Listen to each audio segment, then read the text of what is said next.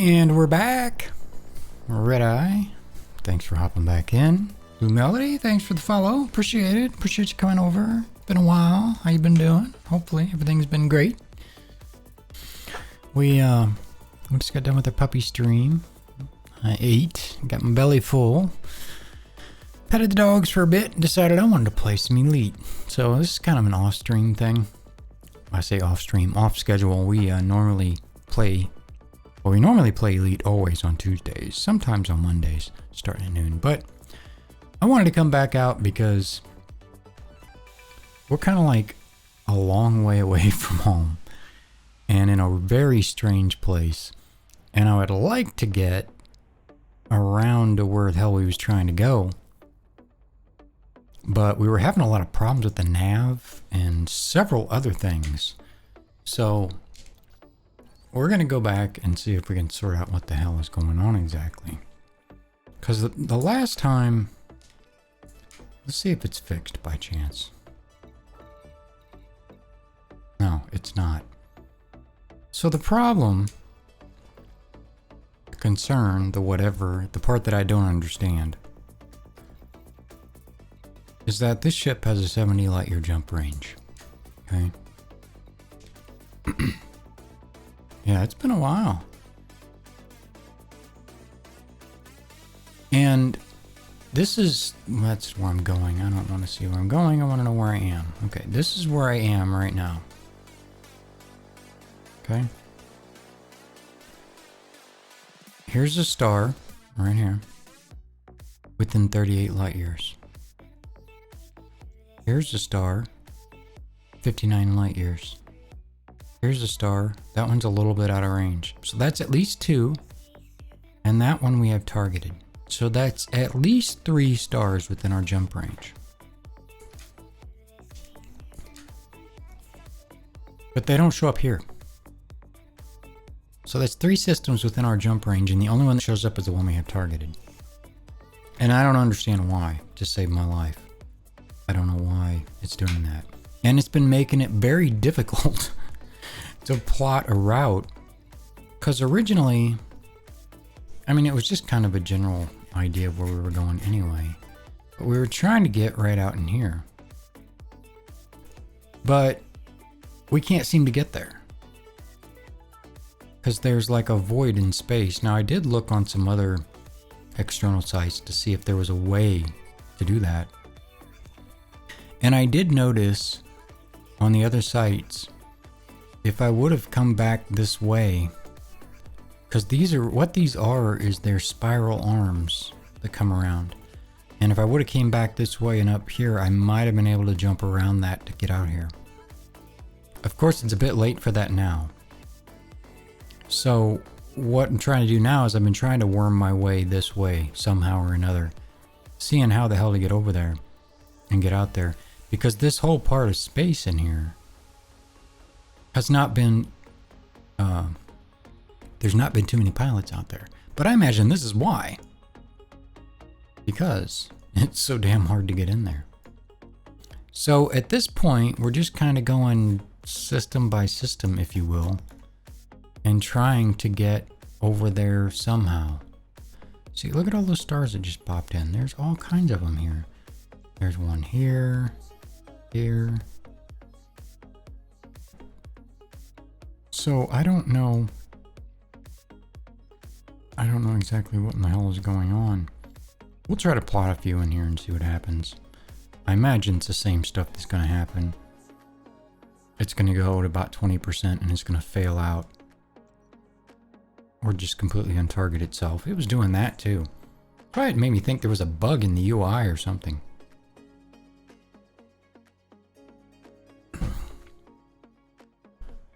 Yeah, see, it just like stopped. Now I know it failed, and that's why it stopped, but it sure as hell didn't say that. Try it this way. See if that works. We're out here just trying to find some new stuff. See some stuff nobody else has. Oh, we're at 30%. 40 failed. Well, welcome back. Welcome back. Glad to have you back. So we can't go that way.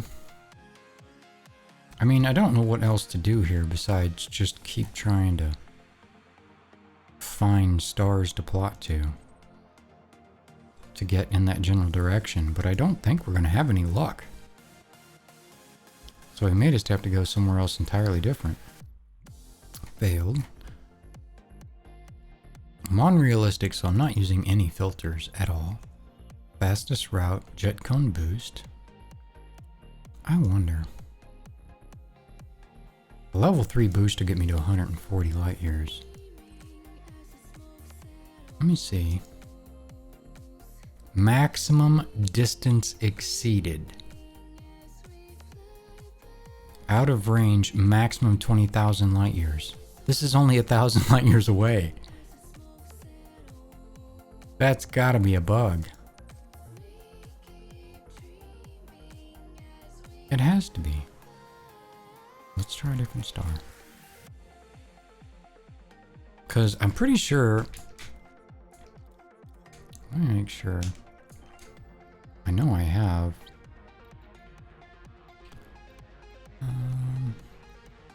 FSD injection. I can go rank 2. I can't go rank 3.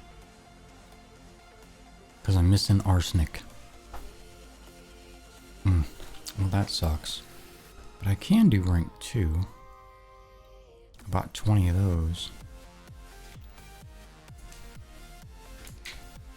So let's go back here. I'm going to leave it at no boost for now.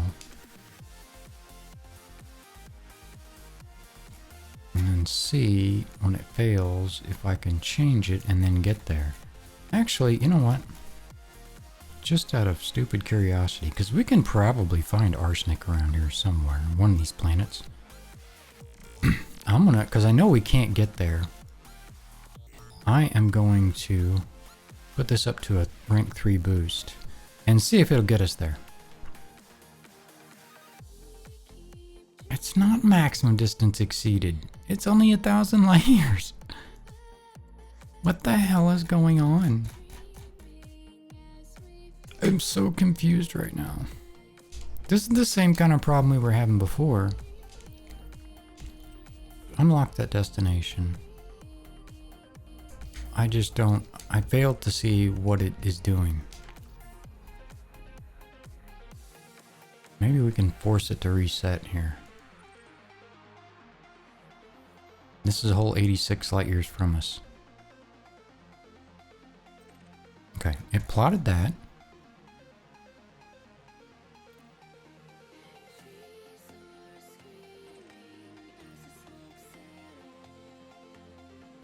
Why don't you slide?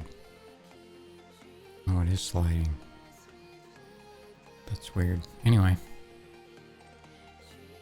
So we can do that in a single jump. Because it's only 86 light years. That would only take like a rank 2. But, either way, using that... Now let's try it. It's 1,000 light years.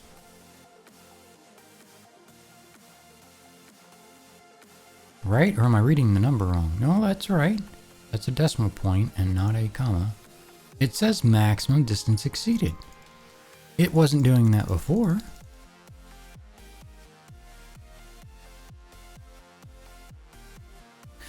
Well, let's try this.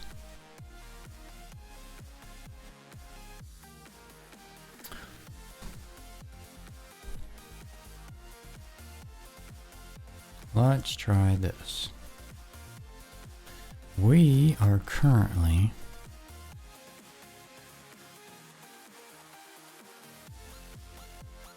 in, I'm looking for a current system name. But I can't seem to target, man, this map is just terrible to interact with. That's something they should definitely work on in my opinion.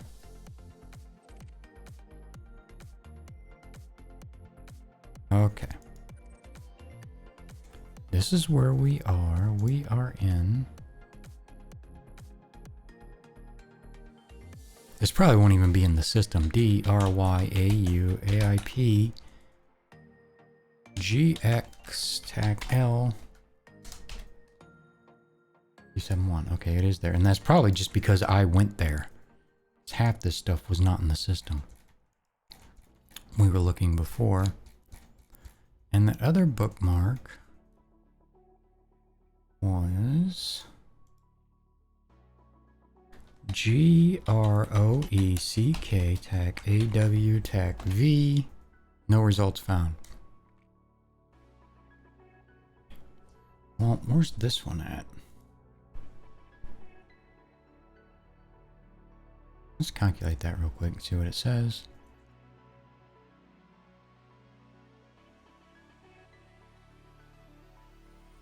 Now, it's only using 70 light years. Yeah, it says 1 with the distance of 1,000. So, in my opinion, that's saying that this crap is broken. So, we have no choice but to manually try to plot ourselves out there. Where's my mouse at? There it is. So, I don't know. Let's try to find just a different place. And why does it keep unchecking that? Stop unchecking that.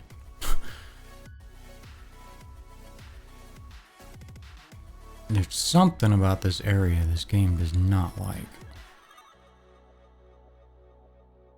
Like, another thing that would be super awesome is for them to enlarge the little shaders for the stars, because seeing them in general is a pain in the ass. Is that a star, or is that just part of the background graphic? That's part of the background graphic. Should have titled this stream "Battling the UI Monster." That's what I should have done. Because we had the same sort of issue last time. And apparently I'm still below the plane. No, I'm above it. I need to go down further.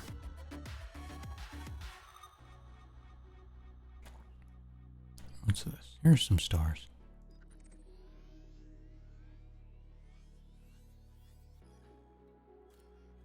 Now this is 6,000 light years. So when it says maximum distance exceeded, I'm guessing, nope.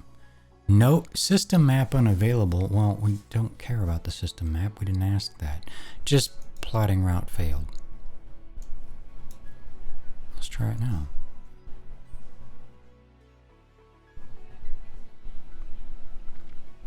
Just to see if it'll get us there. No, out of range. The UI monster has invisibility. Yes, he does. He's got something. Like, most of this stuff is just not making any sense. It's one error blaming itself on another. Out of range, maximum 20K. That's 20,000 light years. This is 6,000 light years away. So I think what the issue is there's a spot between stars that exceeds 140 light years, which would be my maximum jump with a grade 3 boost. I think that's the problem that it's having. But it doesn't tell you that, so you don't know. You're guessing. Well, let's try somewhere else. Let's get back into this sector. Here's something. What's this?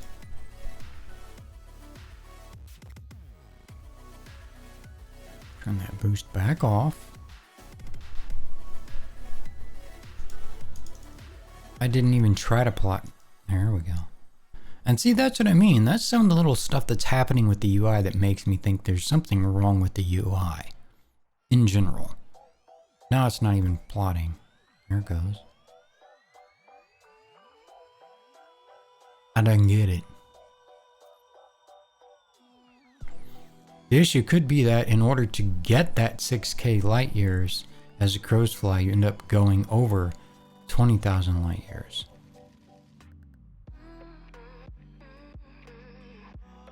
That could be. That would be a hell of a ways out of the way. But it could be. It might be that it's trying to make me go backwards and around or something. Well, this one failed, and this is the other direction. See, that's going back into this sector and staying in this arm. See, you see that arm? You can kind of vaguely see this arm right here. You see a cluster of stars here, and there's a cluster of stars here. See this cluster? I want to get out into these. That's where I would love to get to. Do you have to bounce between stars to get your destination? Have you played Elite Dangerous? I don't think I've ever seen you play it. Ouch, that hurt. So, the way that it works is all ships have a certain range they can go. A certain distance, and there's a certain distance between each star. So if the distance between the stars exceeds your jump range, you're unable to jump there. So what the plotter does is it finds stars between you and your destination that uses your jump range and gets you there. But now the plotter has some limitations. The first limitation is the total routing, I presume, cannot exceed 20,000 light years. So, like Red Eye was saying, if you're only 6,000 light years away from between yourself and where you want to go, but it has to route you over 20,000 light years around the boat, so to speak, to get there, then it's going to fail. It can't get you that far, if that makes sense. So that's kind of what we're battling now, is to find out, because the areas that I'm wanting to go to have not been very well visited. But I think, maybe we should just do that. Maybe I should try to do it the right way. Right back in here somewhere, these arms sort of meet up. Because you see this sweep of the arm here, and you can see the sweep of the arm here.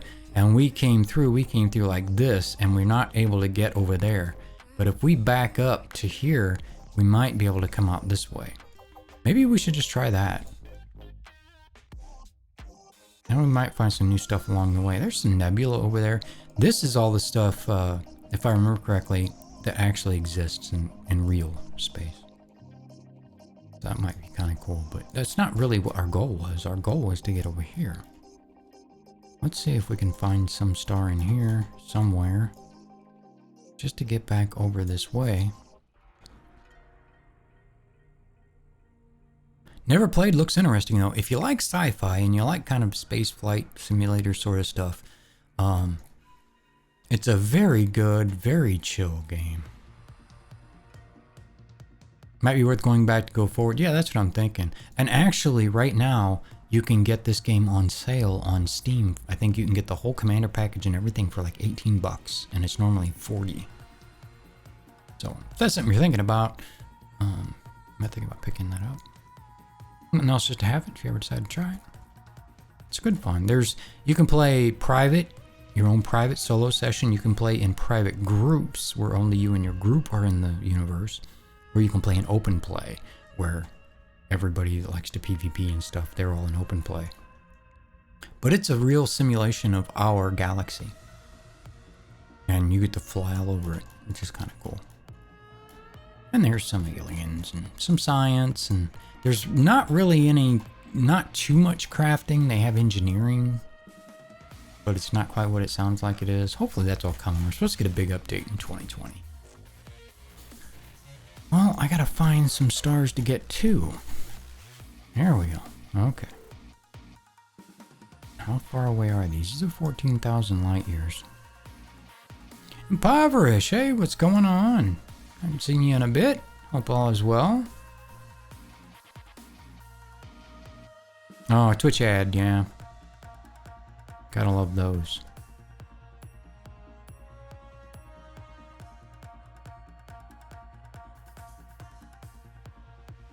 %, and it stopped. Is it going to continue, or is it going to die? All right.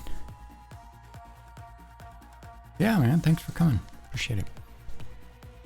Why did it stop it? Now it failed. It just flat out failed. It didn't even say why. Is that a neutron? Check out the glow on that star. I've never seen a star glowing like that.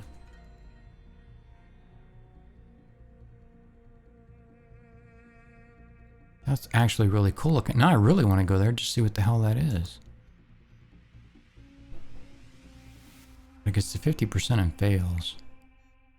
It is quite a shot away though. You done editing? Yeah, that ended at it's been a couple hours ago now. It's in the VODs though, if you're interested in watching it. Yep, that starts at 3 p.m. Central Time. You just got done with your photo session. Yeah, you said you had a couple of them the other day. Hope it went well. You got lots of amazing stuff. And I'm looking for more stars to try to pick at without going too damn far back. I'm not seeing any though.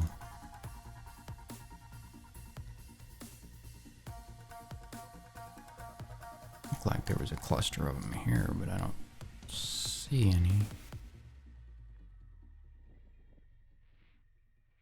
First time I did a lifestyle shoot. I'd really call it street style portraits.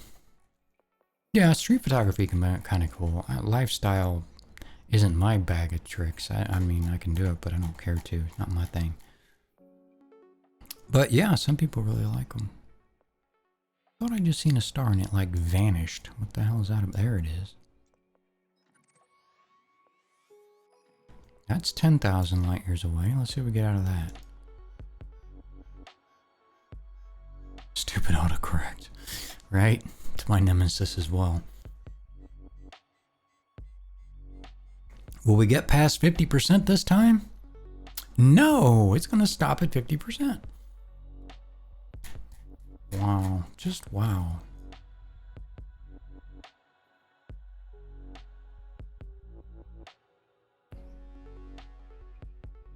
So give me something else to target here. Here, what do we have here?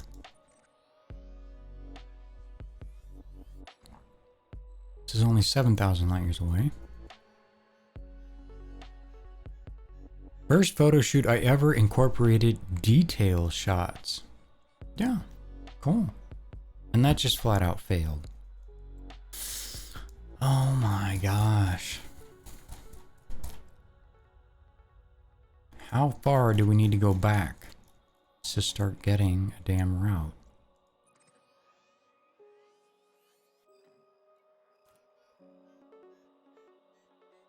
Use the 85 1.8. Nice. How'd you like it? That one failed as well.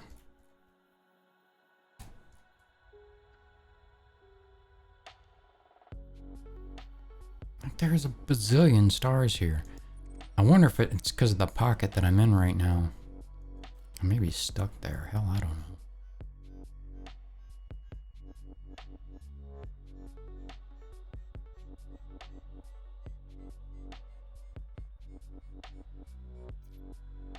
Failed.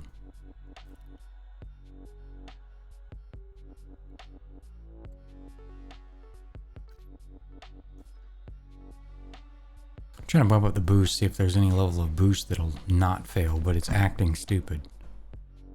Like I can hear it, but it's not doing anything. There it is. That's what it may have to do. I don't know. I was hoping it would give me some kind of route back. I'm going to play with this boost level to see if it'll actually get me out of there. Because the way I came in here, like I said, I might have screwed myself coming in here. Because I came in basically along the edge of this because I couldn't jump across here. So let's see if we can manage to get back somehow. There's a bunch of stars.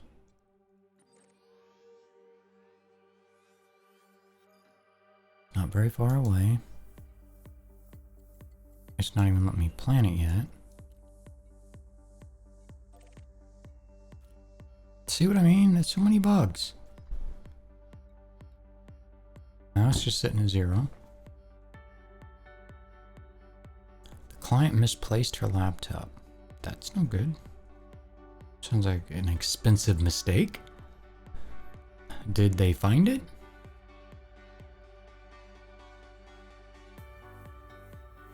Oh, yeah. That's no good. Well, I guess lesson learned, if nothing else.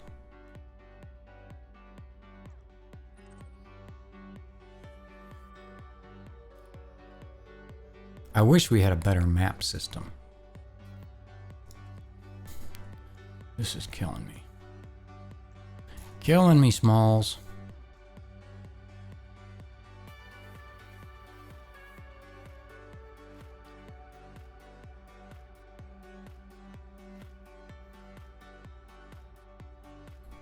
I'm looking for stars. Here's a star. Can we get here?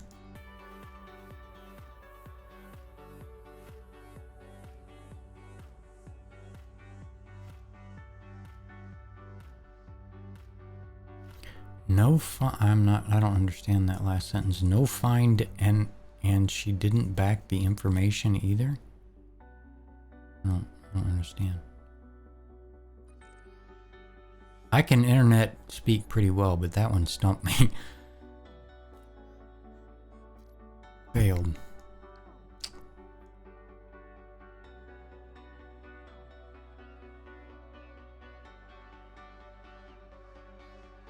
Trying to get down here better on the plane with where I'm at.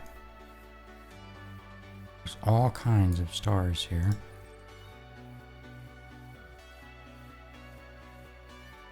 Failed. We might be stuck. Not here. Oh, back up the information. Gotcha.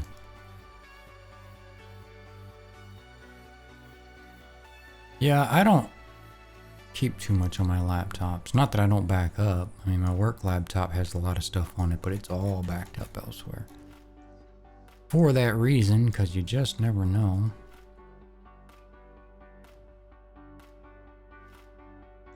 Now, I know we came through the name, because it's, when we were coming through, we thought it said John Boy, and it's John Goy.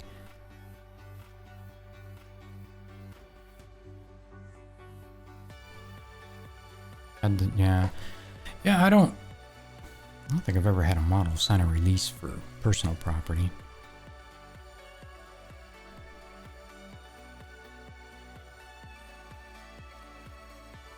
I mean, for that stuff, I was always, I guess it was always kind of my idea. If you lose it, well, take me to court for it. Good luck. It'll cost you more to do that. I mean, it sounds shitty, but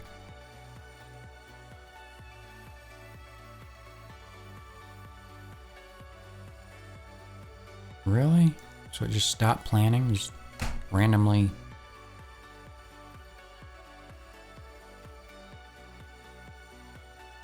It was so cool, the first photo shoot I ever used back button focus. Yeah, that's all I use, but that's cool. Yeah, that's an awesome thing to do. It can be a little hard to get used to. Oh my gosh, come on.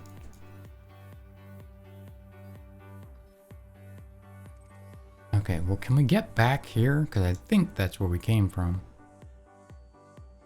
How far was it? It's 38 light years, yeah. So,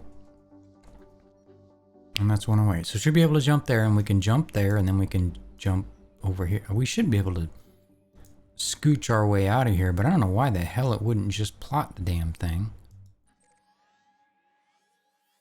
Like, I don't want to wander off in a dead end. That's why I'm trying to plot a route rather than just do single jumps. See what I mean?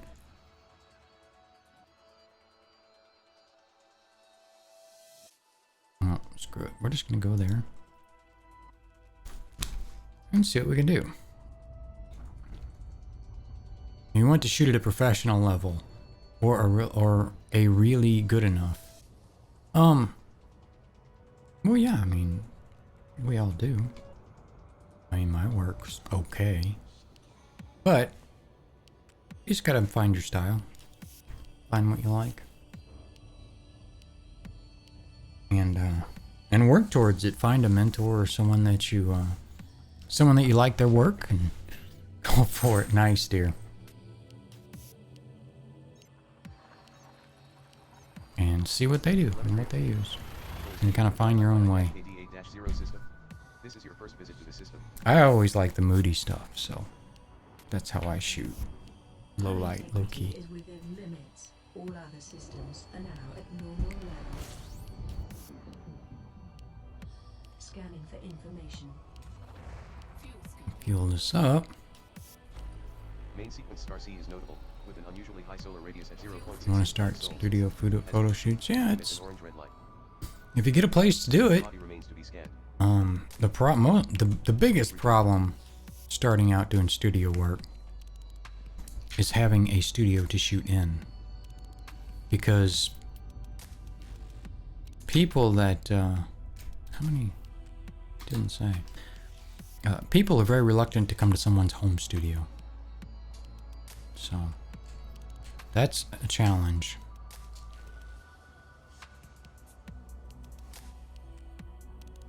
Well, for headshot stuff, you can do it at the place of business, and that's usually fine. I mean, most businesses don't have a problem with that. But personal people, for personal photography, especially ladies, don't like to go to someone's home for it. You might convince them for you to go to theirs, but I didn't even see how many damn stars there were here.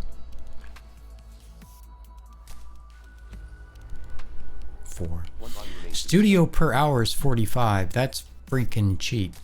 I won't talk. I mean, this may sound shitty, but I won't talk to you on the phone for $45. It's not worth it. Too much money spent to do that. My cheapest package is $125, and that's one photo. But that's me. That's what I do. And it sells, but there's not a lot of businesses around here to do it, so that makes it a challenge. Okay, so we're not going that way. We want to go that way. That looks a bit far. 81, 82, 74. We could single boost that. 90. 74. Might have to boost it just to get out of here. I'm not seeing anything any closer. There's a 70.83, and we're like, oh, we know what? We might have enough fuel now. We might be down enough fuel to do it. Oh, I just refueled, didn't I? Where's my fuel dump button? Damn it. Where did it just take me to do that? Okay, so it's going to take me that way. So let's just go to right here. Actually, let's just go to right here. And then see where we should go from there.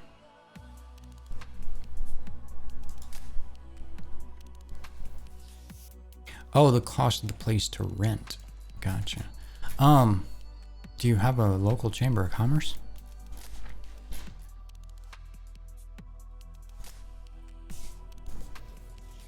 Because if you do, my advice would be to go there and pay for a yearly membership and get use of their conference room for free, as long as you schedule it and use that. So not only do you get the promotion of the Chamber of Commerce and help support your community, but you have studio space you can use whenever you want.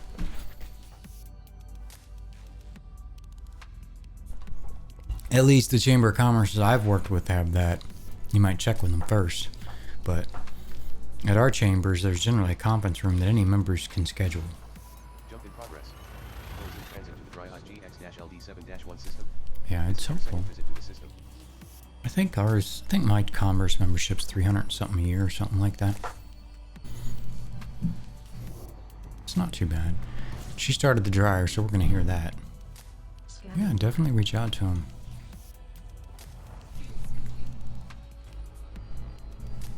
"11 bodies." We have been through here because we have names of them all. So this is the way we came in, apparently. But yeah, they can be a big help. You can even contact other chambers as well in the cities around you.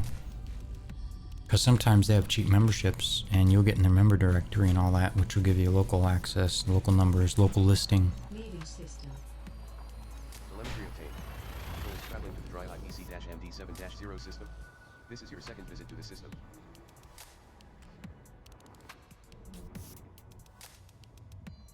Just made it a lot easier. Well, I'm glad I could help. I've been down that road for sure. Completing system scan. Stand by. Yeah, I had a studio downtown, and I released it 2 months ago. Just because there's not, for what I was doing, I didn't need it. I got it mostly for personal stuff, for people to do personal pictures or whatever. And most of what I get is commercial, and most of that stuff's on site, and it just wasn't worth the extra payments and insurance and leases and all that. So we maybe have not been here. Well, there's only one body. I don't think I know everything, because I don't. Just sharing the experience.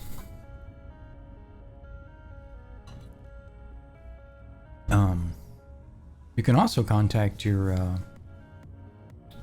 oh gosh, the name of it just was on the tip of my tongue.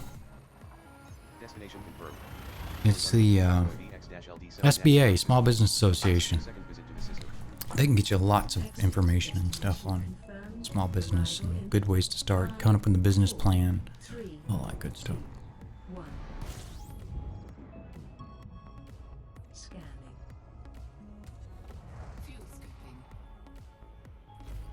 One body.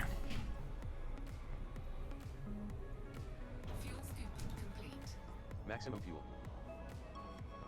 Oh, it's always been my motto that knowledge is nothing if not shared. It's not worth anything, so.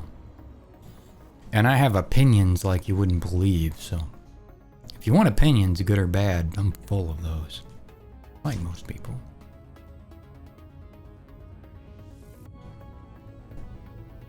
Yep. Small Business Association, SBA. Telemetry obtained. You know, I say all this, I assume you're in the States. I never even thought to ask. You are But I now think you are, aren't you? light years from home. Scanning for anomalies. None detected. Scanning for information.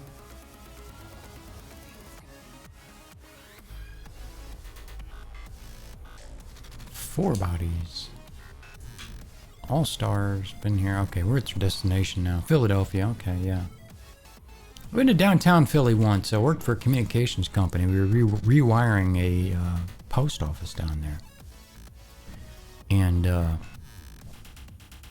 person I was with and I were in the same vehicle. We got lost in downtown Philadelphia at like 1 o'clock in the morning. That was an experience. That was an experience. I still never get over the convenience stores and stuff downtown. We did go to that mall, like it's supposed to be the largest mall in America or something that's around there, I think. But the convenience stores around there blew me away. Because you walk into what is essentially a room. You walk into a room of bulletproof glass and you point at what you want and they give it to you. I was like, wow. Now this has been several years back and maybe it's all changed. Hell, I don't know. But that was interesting. Definitely a culture shock thing at the time. Me being a small town guy when I was younger. Well, I still prefer them, but... Plotting failed.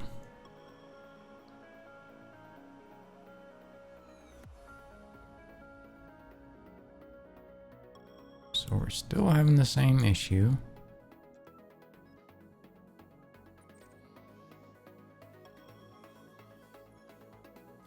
Just trying to get the hell out of here.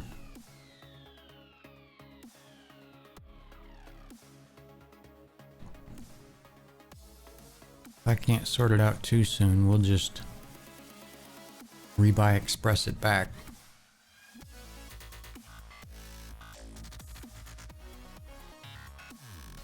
People don't mess around with Southwest Philly. Yeah, it was interesting, to say the least. I tell you though, we went to a little Philly steak place down there, because where should you be able to get the best Philly steak? In Philly, right? The worst one I ever had. And it was a little deli too, so you think that'd be pretty good. It was terrible. It was dry. Ugh. It was gross. Why is that star showing up like that? Nothing. But yeah, it was a very interesting place. Did a lot of traveling when I worked for that communications company. Did a lot of government jobs, did a lot of military bases and things like that. I remember, I can't remember the name of that base now. It's in, was it Virginia or West Virginia? I think it was in West Virginia. It ain't Philly cheesesteak, it's a cheesesteak. Did a military base. It was the first time I'd ever seen those giant cockroaches. I mean, they're like that big.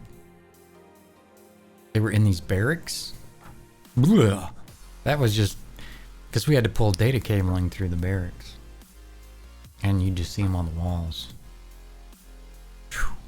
That was an experience. Definitely an experience. I'm not seeing anything out here. Wait, here's something.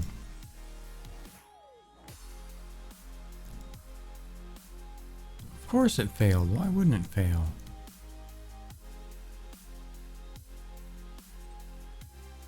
That didn't only fail, it untargeted itself.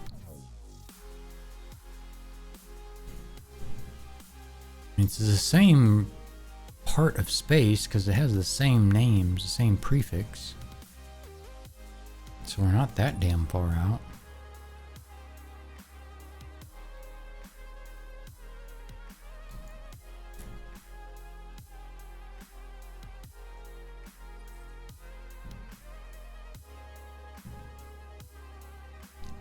Your eyeballs turn a wide angle lens at that moment. No, it was different. Wasn't something I expected. Holy cow, look at that jump. That's some crazy shit. So let's go here. Which will at least get us in the right direction. So this is somewhat working. Getting us back that way. KT, what's up, buddy? Steak. I was talking about having the worst Philly cheesesteak of my life in Philadelphia. That's what I was talking about. And then Impoverish here is from Philly, and he said it's not a Philly cheesesteak, it's just a cheesesteak. I've never heard it called if you would say, hey, you want a cheesesteak? I would be like, a what? Now, being originally from the Midwest and now down in Texas, I would just have no idea. Didn't ring any bells with me. Alright, let's go over here and see what we can do. How many jumps was that, by the way? 10 jumps. Well, that's a shot in the right direction. So I didn't even know you had mentioned steak. Well, you just got here, unless you didn't and you've been lurking. Destination confirmed. Tourists call it Philly. Well, I was a tourist. This is your second visit to the system. And I don't know. I mean, you're from Philly, so take this with the cheesesteak. But to the rest of the world, it's a Philly cheesesteak.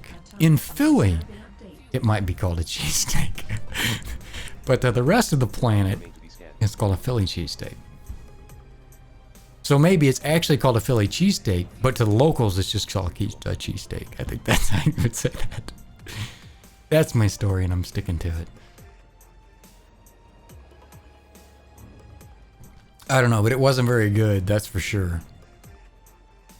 Kind of turned me off to the whole idea.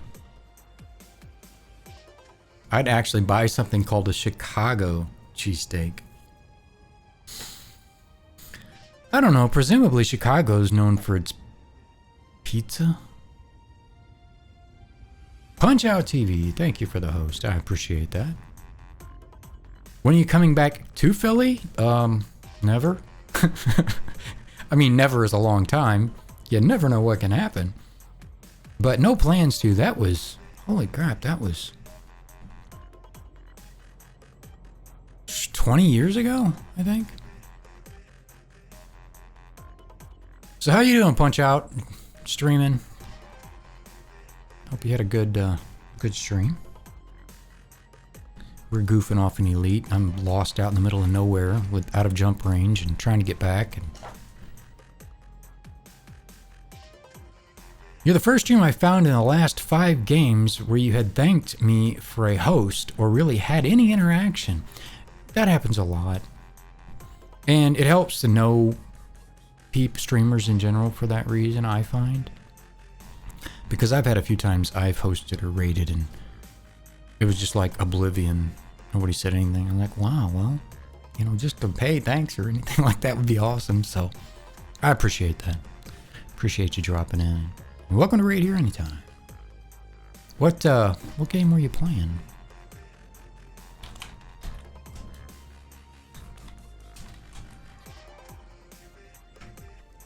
And that @ symbol thing just kills me. He's a cool old fart. Playing 2 Point Hospital. I've never heard of that. What is that? Or do I want to know?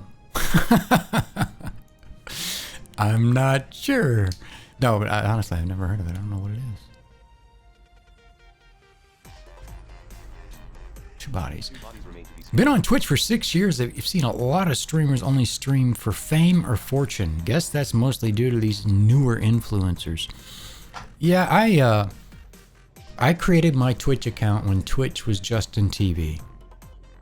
And when I created my account, it was Bait Shop, and that's from my Eve days. I flew an Interceptor, and I was the bait, more or less, and that's where it came from. And then I did it for a little bit back then, and then I stopped. And I've only been back now 3 months or so. I've been streaming again. And I do it because I've gotten a little older. And, you know, I've had a little more time to do it, a little more funds to do it right. And I enjoy gaming, and I love the community, so that's why I'm here. So, yeah, I'll play anytime. Glad to have more people. Pretty chill stream. We don't get too hyped around here. We just like to talk about just about anything. How long have you been playing Elite? I've been playing it off and on since it launched. And I didn't play it a ton before Horizons because I didn't like the gameplay had a lot of problems and the content was severely lacking. But somewhere between then and Horizons, they fixed a lot of the issues I had concerns with. And they added quite a bit of content. It still has a long way to go, don't get me wrong. But if you like a sandboxy type game that is more slow paced and tends to have a more mature player base in general, it's a good game. It's a great game. It can be a little tough to stream if you're streaming for game content because it's not exactly action packed. But I like to bullshit with people a lot, so it works pretty well for what I do.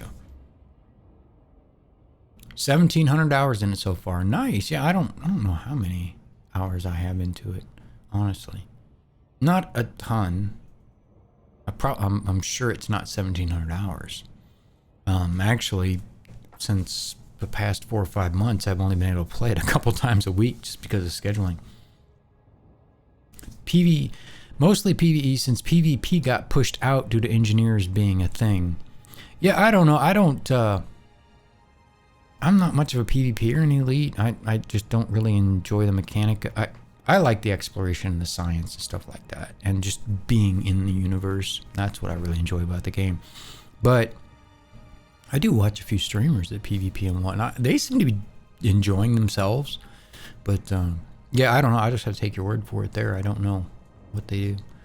I've seen many PvPers quit because they couldn't be bothered doing some more grinding, getting more materials to have those really powerful weapons. Yeah, I mean, in my opinion, those would be more of your thrill seekers, and they're probably better off in like the battle royales and the stuff that you know, everybody starts at nothing, and then by the end of the game, you got your stuff, and then you kind of go back to reset it.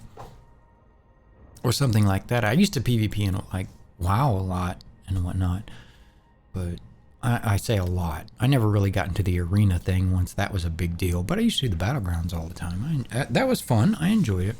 But for this game, it's just not, like I said, it's just not something I really enjoy doing. I enjoy playing it for the slow pace and being able to stream it and chat with everybody. But yeah, it's a good game for anybody if you like this kind of game, for sure, I think. But tonight's actually kind of an off stream. We don't normally stream tonight. We had a stream earlier. It starts at 3.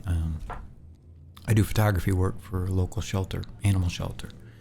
My wife and I go up there and take pictures, and we come here and then we edit them on stream and talk about it, advocate for the animals and whatnot. And always on Sundays. Mondays and Tuesdays are our game days. We start about noon. Mondays is kind of our variety day. Sometimes we play Elite, sometimes we play something else. And then Tuesdays is our Elite day. I don't know. I've been thinking about playing some other things. I don't really know at this point. Sadly, many of those people have gone to EVE Online and waiting for Star Citizen to become a game. Funny enough, you're the second person that has a profession in photography. Well, cool.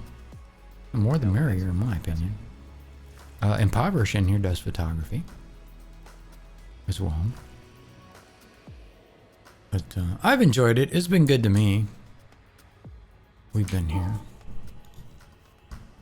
But yeah, it's really interesting to, I think, to meet a lot of people and the main reason I stream is for one, the conversation community, but mostly for those puppies. Get to advocate for shelter animals and whatnot. I really enjoy that. It's a big part of what we do. So. But I've somehow managed to get myself screwed up in a place here in space. I picked the spot, and apparently it was a terrible one to go for the exploration. And I've been having a lot of problems plotting routes. Only reason I ever made my stream was to talk to chat. That will never change. And a lot of people, Jackson being silly, a lot of people do it for just that. I do it for the community and for the fun of doing it. Will that ever change? I don't know. But that's why I do it. That's why I enjoy it right now. And I hope it stays that way.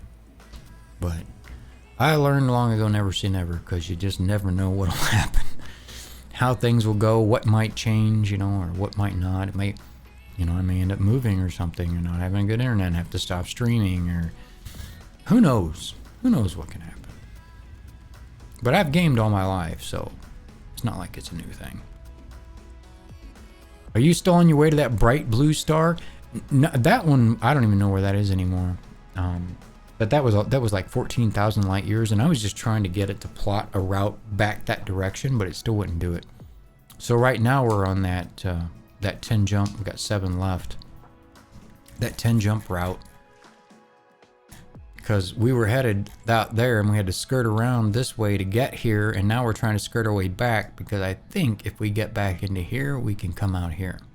I just think that there's too big of a void between these two arms to get across it. So.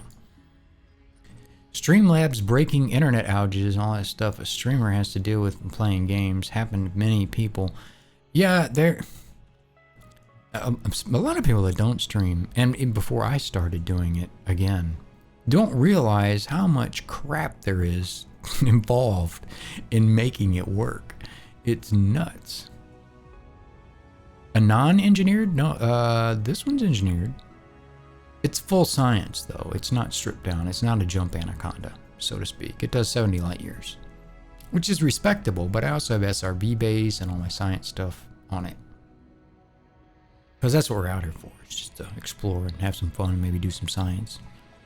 See what we can find. We did find some life on one planet, but it had already been found somewhere else. We were just the first ones to find it there, which was kind of cool. They were just crystals or something of that nature. something like that. But that's the kind of stuff we're out here for, and I'm just trying to head to a part of space that hasn't really been traveled that much. Bodies remain to be scanned here. Somebody's already been here, but I have not. Take a peek real quick. Yeah.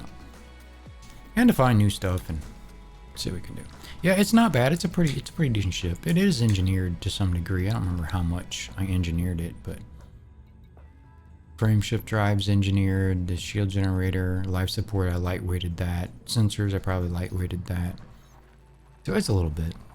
Destination confirmed. Now my main science ship is a Crate, 88-0 system. This is your first visit. Crate Phantom.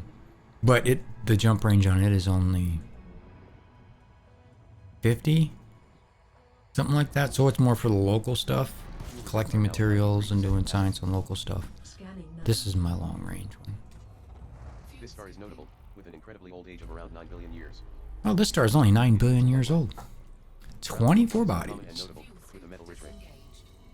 And 22 bodies remain to be scanned. somebody has already been here, it looks like. Fuel reserves are at 97% capacity. Corvette. I have a Corvette as well. Ironically, I rarely ever fly it. And your ass space taxi. Yeah, I use my space taxi's an Anaconda that holds, I don't remember how many people. It's a stupid amount of people. And then I have an ASP. I think my ASP is set up for core mining. I think so. I think my ASP is set up for core mining. I have a Type 9 for Paynite mining. I have a little 150 DPS Eagle, Rail Eagle. It's not done engineered. We were doing that before we came out here. I just got tired of grinding materials and stuff for it. So, took a break out of that, but I've been having fun with it. The only really thing I have left to do is grind up the cutter just to have it. That's really all I have left other than the exploration that I care to do anyway. Some people like to go Thargoid hunting or whatnot, but I don't know. It just doesn't really appeal to me. Hopefully, the Guardians coming in is going to bring something fun to do, though. That'll be exciting. Scanning for anomalies. None detected. Yeah, there's been a couple people talking about the System scan. Stand by. courier missions. Information. Some tri-system you can just hammer it out on pretty quick, because the Corvette was kind of tough. When I say tough, I mean just very grindy. Maximum fuel. 13 bodies. Somebody's been here.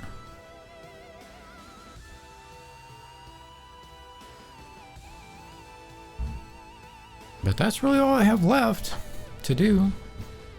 I really need to go mine some more. I need to get up money for the 2020 expansion, because I'm hoping they bring in some big boys, some big ships, some fleet ships. Traveling to the John Boy 8 That would be amazing, because one of the biggest problems I've always had with this game. Let me land here and I'll show you. And I'm sure you've already heard, seen, or maybe even think this yourself, but for the sake of effect, 88% capacity. Commander. Completing system. let me fuel on this if it lets me. Yeah, Gathering information. Cartography has now been 21 bodies. 19 bodies remain to be scanned here. Maximum fuel. From what I was told is that Frontier Development is giving people currency like how they did in EVE Online with the ISK. That can buy skin items and store and other stuff. It will be coming in September.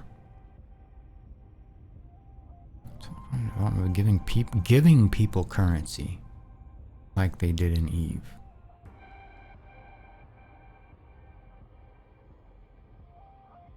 I'm not totally sure I follow you.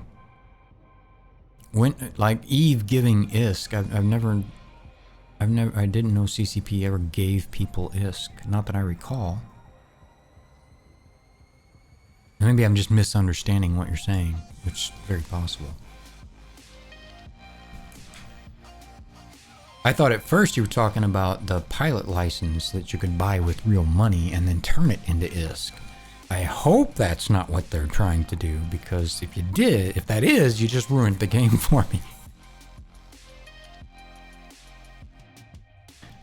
So here was my point, what I was talking about earlier. Why did you zoom in, you goofball? Get off there.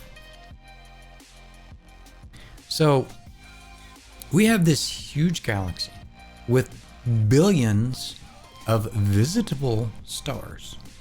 And of those, a huge percentage of them having visitable, if that's a word, planets or other stars. So right now, if you're not right here, which if you've not played this game before, I know we have a few people in here that may not have played this game before. It's called The Bubble. This is where really all of the NPCs and people play for the most part.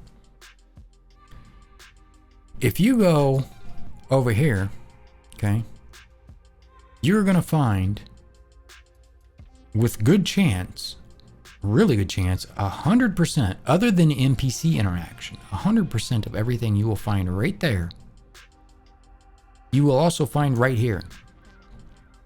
There is no reason other than exploration, typically, to go there. None.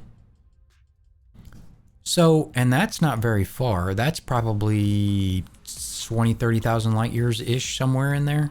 Okay? And you look at the other side of this galaxy, like over there.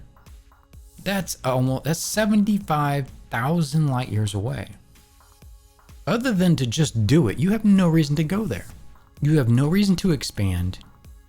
There's Colonia here if you want to go get a couple of engineers that really aren't that necessary. But that's my problem with this game right now, is there's very little reason other than exploration, and even that exploration has very limited viability for entertainment because it lacks so much science and things like that, to go out here and exploit these resources. And I'm hoping and I'm praying that they bring in some type of game mechanics and fleet ships that make it make sense for even small groups of people to venture out and do something constructive with that game space. That's my point. That's to me, that's what this game needs. There's been a lot of people on about space legs and things like that. And while that sounds cool, I have way more interest in them doing more with the game that they have than adding new mechanics and having to add new environments and new game code in that respect, that big of a chunk into it. I'd rather see the game become much more about what it already is, personally. I don't even know how they pronounce it. Arx is, hey, Andrin? Did I say that right? Andrin, how's it going? Thanks for coming by. Doing pretty good. Arx is going to be like ISK, where when you make enough money, say you want to extend your subscription to EVE Online, you give 1 million ISK to keep an Omega account. Okay. Well, with EVE, and they may have changed this. I haven't played EVE in, oh shit, I don't even know, 5-6 years. It's been a while. You could resub, or you could redo your subscriptions with pilot licenses, and pilot licenses could be obtained in one of two ways. You could purchase it with real money from CCP, and they would put it into your cargo, or you could buy it off the market with ISK. So what some people do, and I did this, I never worried about money in EVE, because I would just go onto the CCP site and I would buy what they call a Plex, a pilot license, and then put it on the market, and somebody would buy it for ISK, and I get the ISK, and now I've got in-game currency. I was okay with it in EVE just because of the way that game worked at the time. I don't really know why, but I don't know that I would like that in Elite Dangerous, personally. Well, for one, you don't need currency in this game. You don't need much of it, and it is so incredibly easy to get it now with mining. That grumpy old man. Yes, I am a grumpy old man. But there's so little need for currency right now other than rebuys and buying your original fits. You can't buy engineering materials, which I think is stupid. I think you should be able to buy engineering materials. But when you go mining, mining painite or void opals or any of that, you just make bank. So there's very little reason. Any tips on exploration? Is there a way to tell if you're the first to discover a system first? Yeah, there absolutely is. And it's a great question. And it's one I had for a long time. And I didn't even sort out until recently because I hadn't really done any exploration until recently. And I'll show you that in just a second. I come back to the desk and you're yelling at the new people. Do you want me to take you back? I'm not yelling at the new people. At least I'm not trying to. Is it too loud? Do I need to turn it down? It might be. There. I turned myself down a little bit. Maybe I don't peak so high. So sorry if I blew your ears out. It wasn't my intention. So the way you can tell, the first rule of thumb, if you're brand new to exploration, is you want to start out with kind of knowing your ship's limitations, how far you can jump, how far your ship jumps, and I know you may already know all this. I don't know, but just for the sake of us both being on the same page, if you go over to ship, Andrin, thank you for the follow. I really appreciate that. Thank you, and welcome to the community. If you go to your ships and then down to the bottom tab, it'll say current jump range here. Then that is going to be kind of the limitation of your ship. Now there is something else that falls into play with this called neutrons and white dwarfs, but we won't get into that just yet. So that's going to be the kind of limitation of your ship. If you want to do any big exploration, I would highly recommend that your ship do at least 40 light years. At least. Because if it doesn't do at least 40 light years, you might find out more often than not, you're jumping to places you can't get back from by neutroning or something of that nature. And that can be an issue. So you have 50 light years. Okay, well then you should be fine there. So the idea behind exploration, if you want to find something new to the game, not necessarily new to you, but new to the game, you want to try to find places that are not very well traveled. And that can be a trick in itself. There's a few ways to do it. One way to do it is just go to your galaxy map from wherever you're at, pick a direction that you wouldn't think many people would go, and this is mostly trial and error, okay? And then plot a route to it and start going. Now you can use neutrons. There is a bit of debate on this. Here's one way to look at it. If you want to do exploration, why the hell do you want a ship with a huge jump range? This is one argument I've heard. Because if you want to explore, then you want to go through all the systems. If you have a big jump range, and you're skipping a bunch of systems, right? So if the downside of that, though, is I think people that have that argument have never been in the situation that I am right now. And the situation I am in right now is that my Anaconda is primarily built for the science and a mediocre jump range of 70 light years. So I was out here trying to get to this arm, and I can't reach it. There's no neutrons to get me across it. There was back here, I remember I did find a neutron, and it would let me jump over, but I was a bit scared that I couldn't get back, so I didn't use it. I wanted to find a safer route in, and I couldn't find it, which is why we're backtracking now. But anyway, so you head off in those directions, and when you get... Thanks, Punch Out. I appreciate that. Thank you for the host, the raid, and the follow. And just... It's a hat trick. So when you get into a system, and this is how you will tell when you get there, whether or not somebody's been there. Sorry, my Discord just went silly for some reason. So when you get into the system, one thing you can do is you'll use your D-scanner as soon as you land. And again, you may know a lot of this. I'm not trying to say you don't, just so we're all on the same page. And it'll tell you how many bodies are in the system that you hit. This one says 21. You go over here to your navigation and look at what just shows up here. Now right here, I can pretty much tell you this is probably 21 unexplored bodies. I know right now somebody's been here and at least not scanned the planet themselves, not mapped it, but scanned the system because they show up here. Now, if you come here and it said 21 bodies and you see 3 stars and that's it, nobody's ever been here. Now, you can also run into situations where you'll jump into a system and it'll say like there's 6 bodies. And you go to your map here and there's 3 stars and 2 planets, and it's missing one. Because it used to be in the game, and I don't know what the range is, and it's even now it's the same, but I think it's a lot smaller. When you jump into a system, if you don't scan it, if you don't descan it, you still have a scan range. You'll still get that credit on the discovery. You know, when you land on a star, when you first come into the system, if nobody's been there, you get credit for exploration if you never hit your descan button. So they'll jump in and just do that and jump out and never descan. So all the planets that were out of range, or bodies that were out of range, still undiscovered. So you can get the discovered with the descan. And the other way you can tell is going into your system map, and you just hover over it. And you see on all those first discovered by, first discovered by, first discovered by. They all say it. Now, that was a couple different people. First discovered by. All of them do. Well, another thing that I watch for, and I've never really found anything through it, but I do it anyway, is you can also open your scanner. And I look for anything showing up down here in my signal sources, because they won't show up. They won't show up on your D-scan or anything else. I'm not positive if they'll show up in your navigation. I'm not sure. But I checked that for the Science and the Alien and the Guardian and the Thargoid, you know, any of those. They have those satellites that orbit planets and whatnot. So I checked that up too.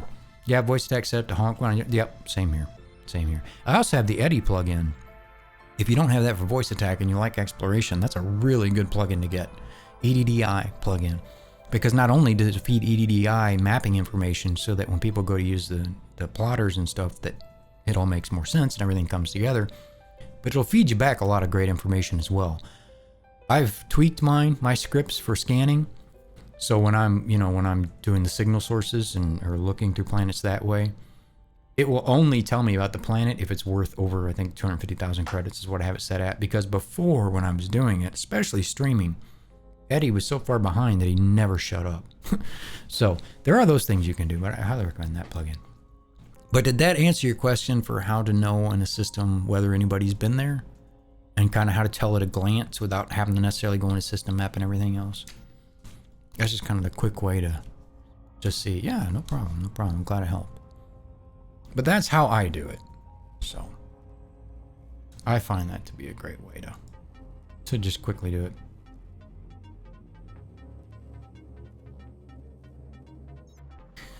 I feel I should give you some of the credits I'm getting for void holes I'm finding in that system from last. Why? Red Eye, why would you do that? I have plenty of credits right now. Don't worry about that. Tomorrow you should let me show you a new build. Oh shit. What is it? Is it a missile dolphin? What is it? I'm scared. You're scaring me because I've seen some of your builds. Did I figure it out? Is that what it is? So see, this said 2 bodies, and I go over here at my left, and there's a star and a planet that says unexplored. So I already know somebody's found it. I can verify that by coming here and seeing it. And I can throttle down real quick, click that, see there's no low signal sources, and bounce on out. That's what I love about the ED community, is everyone's been super helpful to me. The majority of them are, and that's why I love it too. And I hope that never changes. I mean, don't get me wrong, there's a few tools everywhere, but that's a big portion of the game. And again, I hope that never changes. I really do. But it's been a game, you know, Elite Dangerous has been around since 84, I think. Isn't that when the first one came out? 83, 84? So, you know, the developers of it have a vested interest in keeping it a great game. So let's hope it stays that way. The Pave Hawker, man, where you been, brother?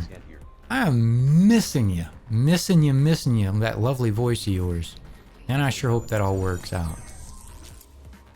If you guys haven't, now he's not been streaming for a while. He's going through some things he's trying to get straightened out. But if you get the chance, go throw that man a follow. And when he does come online, you've got to go check him out. The coolest guy. And if I can type. And it's been a minute since he's played, since I've seen him. But man, we miss having you around, buddy. I'm glad you're here. I'm glad you came to see us. Really excited about that. Yeah, my goal is to leave the bubble and not return for a while. Well, if you plan on going very far, that's a real thing.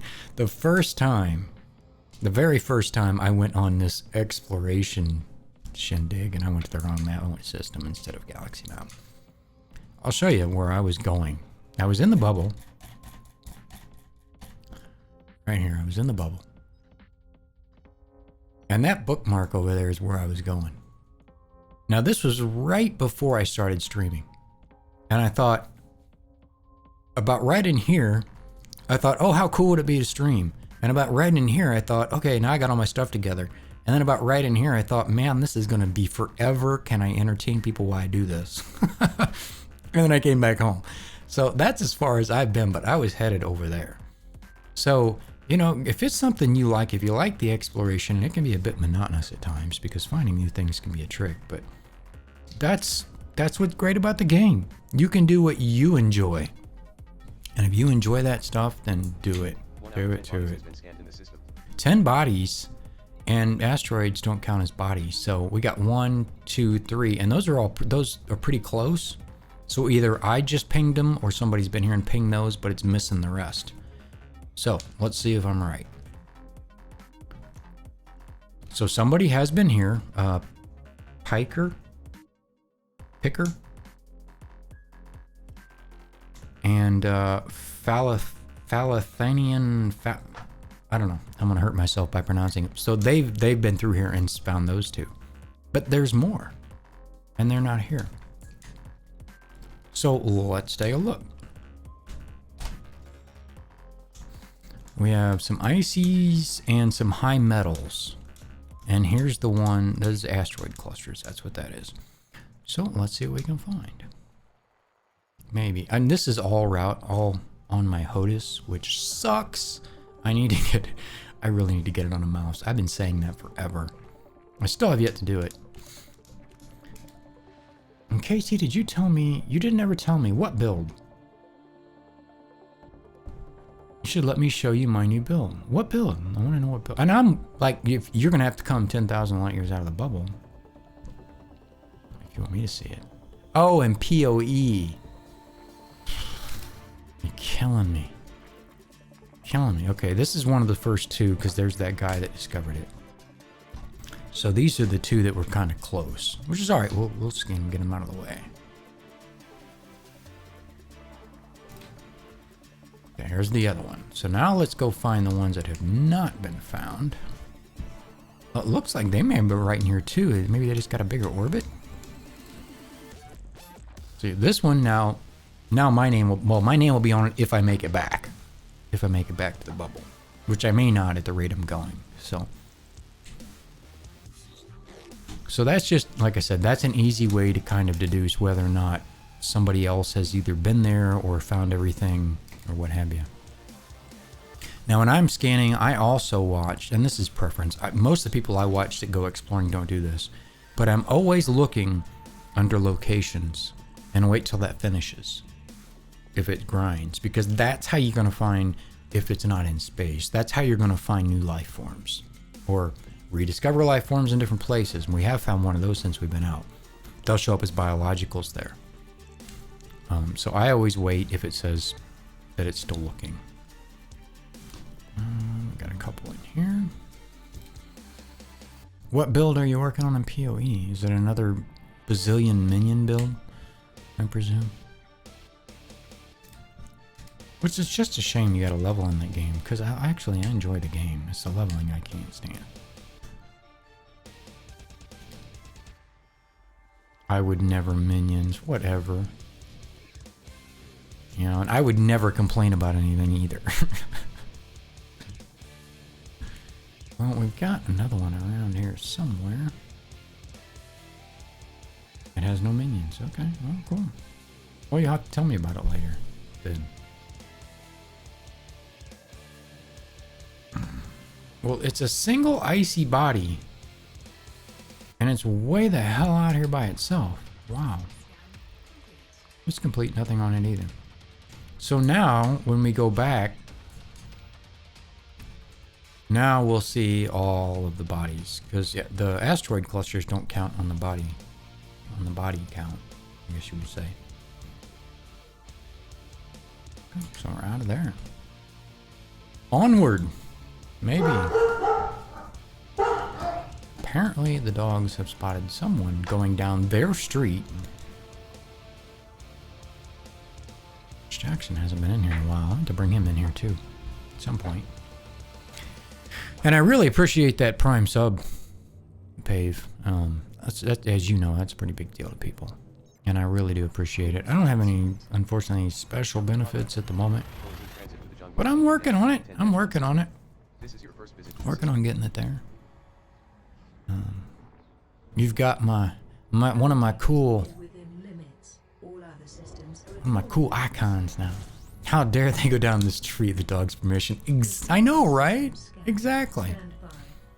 And it's usually Gracie, actually. She's the one that usually starts it, and then Jackson falls in behind. There you go. There you go. Oh, that's awesome, man. I'm so happy to see you. I've been wondering. I noticed you hit me back on Discord earlier. I think that was today. It's today when I seen it. Kind of about what's going on. Do you have any did he give you an ETA on when you'd know that stuff, or no?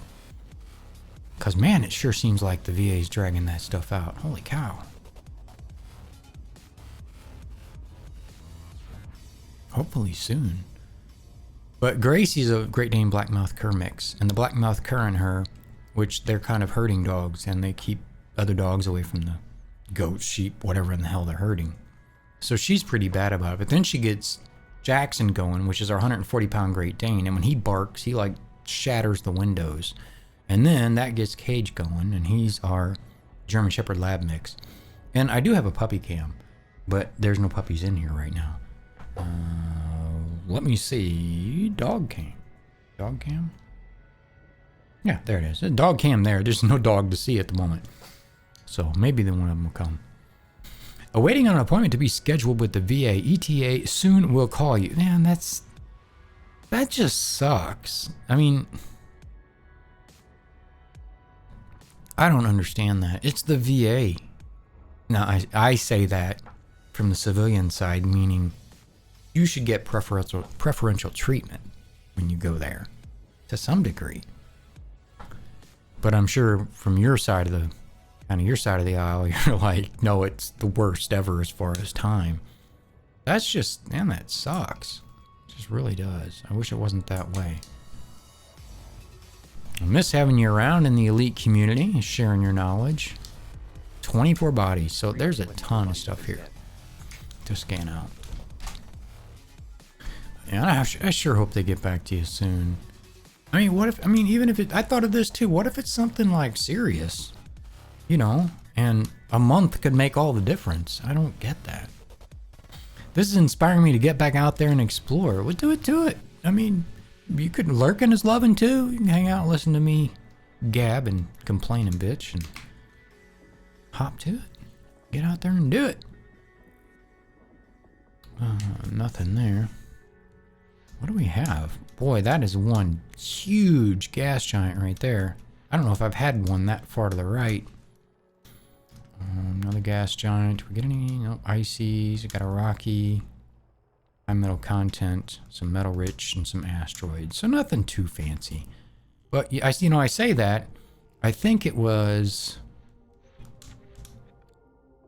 I don't know. I think it was a rocky that I found that last biological on. I need to finish upgrading my FSD to grade 5, but I'm being lazy and don't want to go farming for it.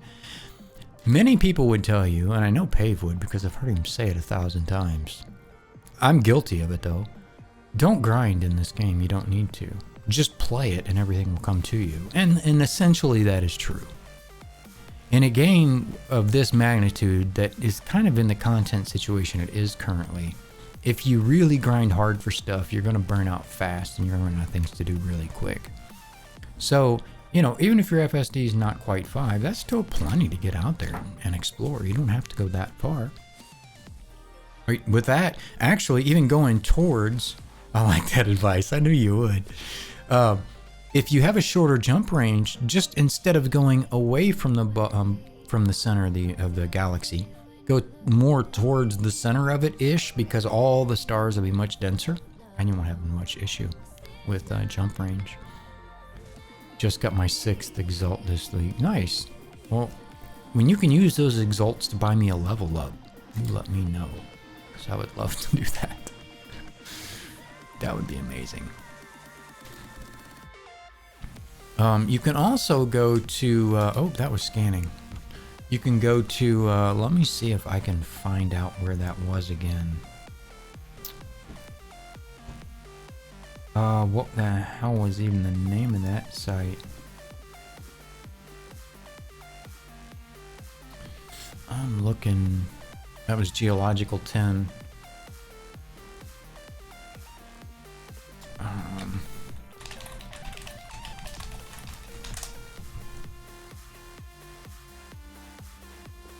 Okay, here we go. My flight log.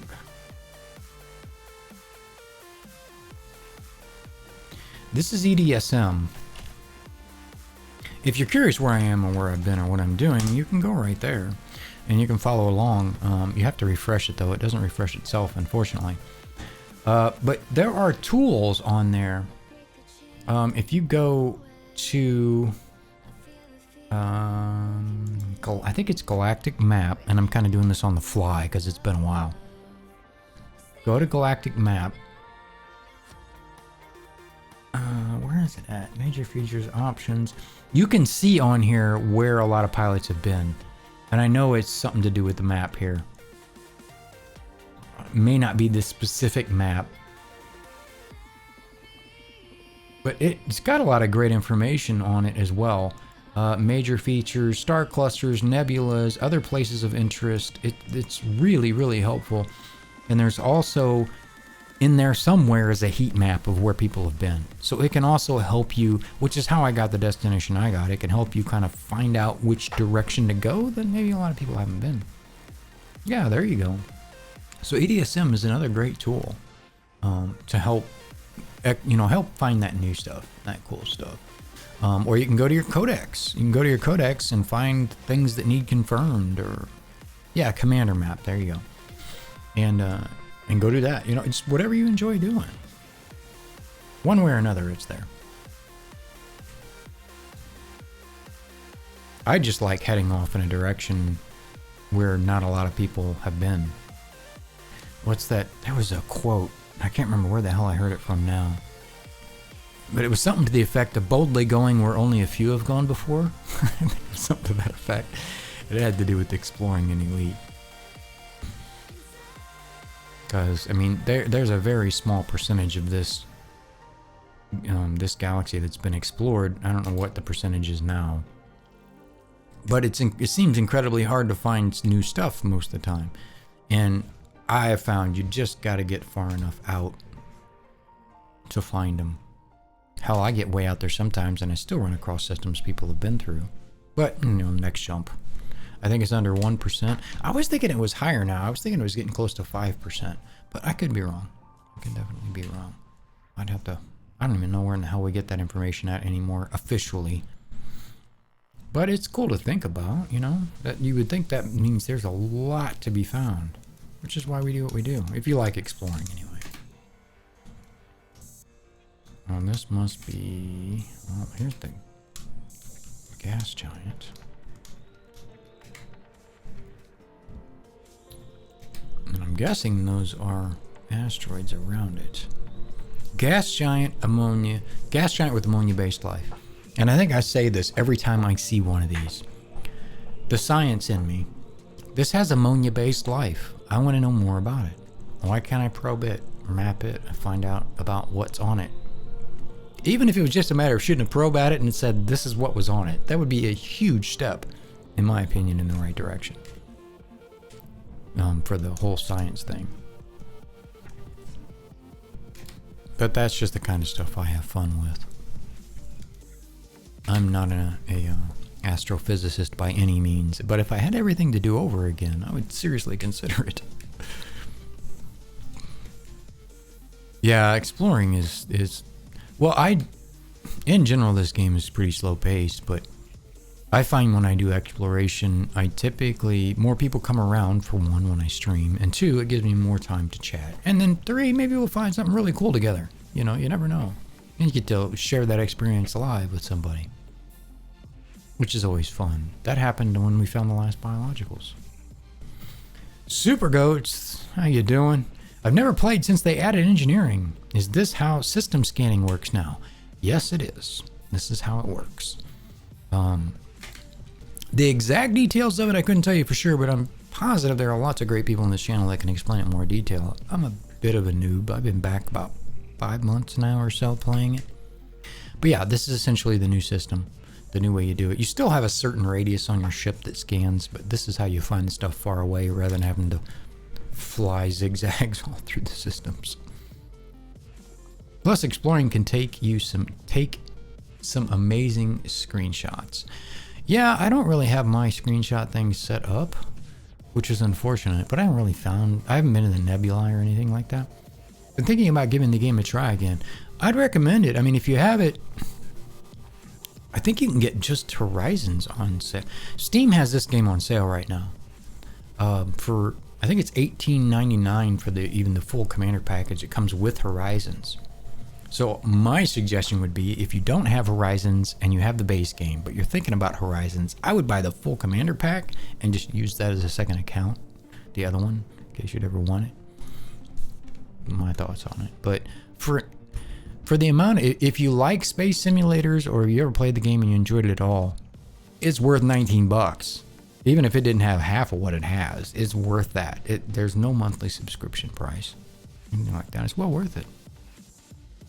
According to the Elite Dangerous Twitter account, as of February 26, 2019, that's not that long ago, the Elite Dangerous community has currently only explored 0.036. Now, is there actually a percent sign on that, on their post? Because that's what I was curious about, because I remember reading a post at one point. Okay, it does, because I remember reading a post at one point that didn't have the percent sign, and I'm like, well, that means a whole different number, so what's the deal? Okay, well, it is still a very small amount, so we have a long way to go. They have some new content coming up as soon as well. Though, how do you pronounce that? Arx? RX? RX? Or is it Arse? Because in some languages, the X is an S. Arse. I like it even if that's not it. Buying cosmetic stuff. Arx? Okay. Arse. Yeah, I still like it. Arse. Buying cosmetic stuff, and in December, fleet carriers for squadrons. I would like to see the fleet carriers, or a version of it, and along with its industrial counterparts. I don't know how they'll implement it in this game in the way it currently works, but I really think they need to have an industrial answer for that as well. Because, as I said earlier, and many of you may have just joined, and hell with it, why not? It's not like the system's going anywhere. My whole thing with this game is that while most of us live and play right here in the bubble, there is an entire galaxy here that nobody can exploit because they don't have the means or the reason to really do it. And that's been my beef with the game.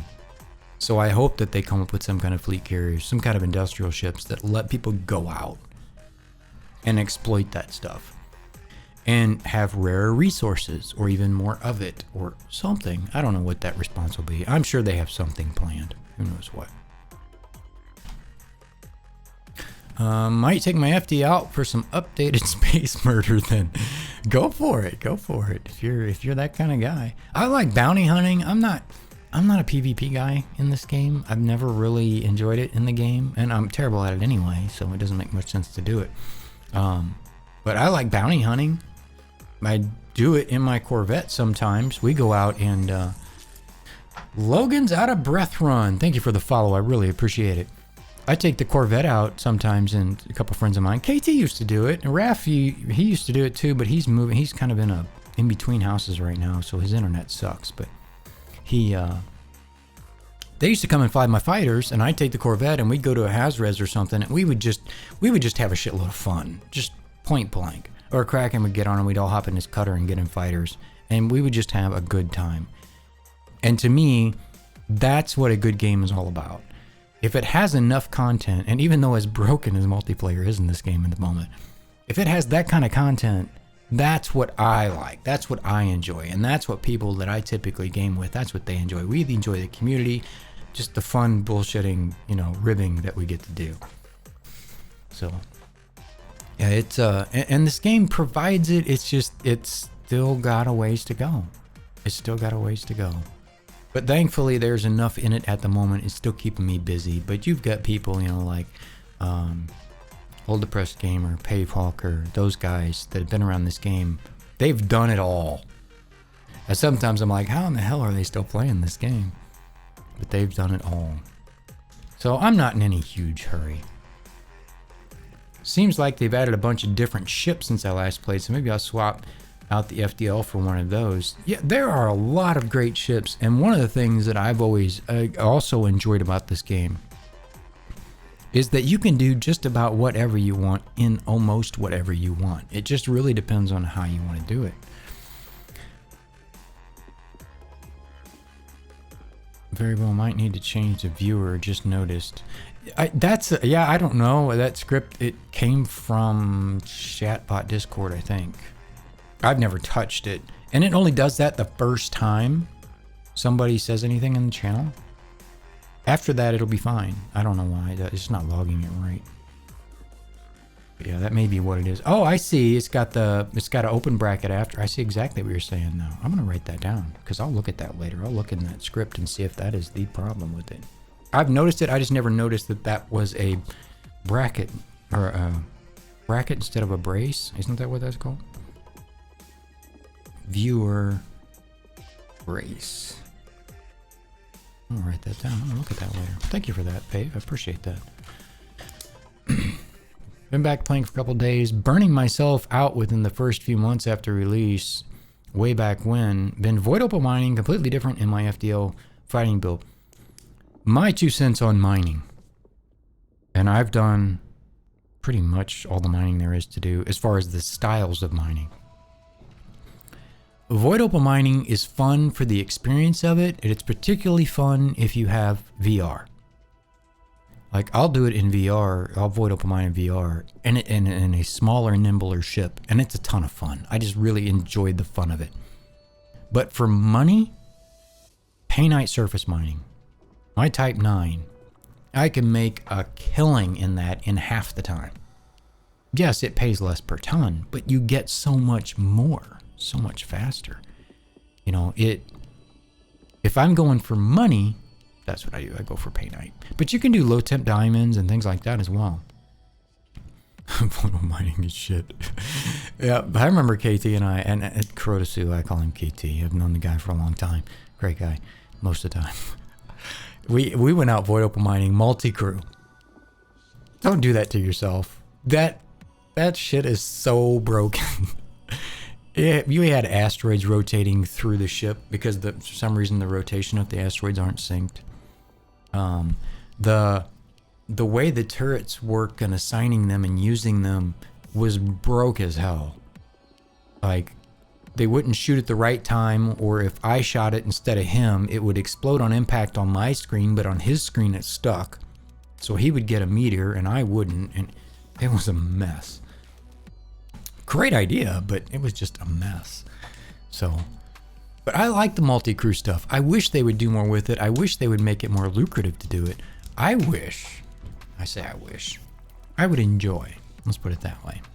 Wishing can be harmful to your health. I enjoy flying fighters and small ships. It would be super cool if there was a way to do that for people on more of like a mercenary type of level. Like where they can hire you or pay you or whatever. Somewhere it makes it lucrative, makes sense within the gameplay to do it. Currently, it doesn't pay enough unless you're just doing it for fun, which we do sometimes. But I love flying those things. The Eagle I built, the Imperial Eagle I built, it's a rail eagle. And I built it to mainly try to recreate a fighter feel in a ship, but I wanted something with some okay tank and a hell of a lot of hurt on it. And I didn't finish engineering it, but it did. And then we ended up building something else. Do you remember, KT? What was that ship we ended up building? That other rail ship. It ended up being a little better. It was an ugly ass ship though. I don't remember which one it was now. I'd have to look. But we do that from time to time. If you like shipbuilding, theory crafting, and general bullshitting, we do that too when we're not exploring around town. Mess with some builds and talk about theory crafting. Not that I'm great at it. There are people way better than I am at it, but I enjoy it nonetheless. We do that stuff as well. But that's what I wanted to do. I wanted to recreate that fighter feel because it's just so much fun being able to fly and whip around and get underneath an anaconda or even an asp or something like that and just stay there and just nuke them without them being able to respond. To me, I don't know. Might be me. You can also use them if you're in a group. In a wing, you can use them to pick off modules on other ships. Like I said, like I was saying before, that's one of the great things about the game is there's so many, you can do so many different things with so many different ships. It just depends on what you want out of your ship, what you need to do, and what you're putting on it. It's totally up to you. I built my Crate Phantom as my all-around ship. The only thing that ship doesn't do, it doesn't do taxi and it doesn't do cargo, much of it. That's the only two things that ship can't do. It can do all my science. It can do jump range is okay on it. It can do missions. It can do combat. It can do Haz-Res. It probably could do PvP, although I don't really PvP. I love that ship.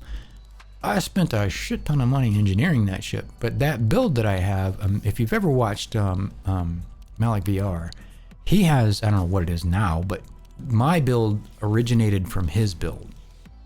And it's a great, fun ship to fly. Really great. I want to build a jump conda.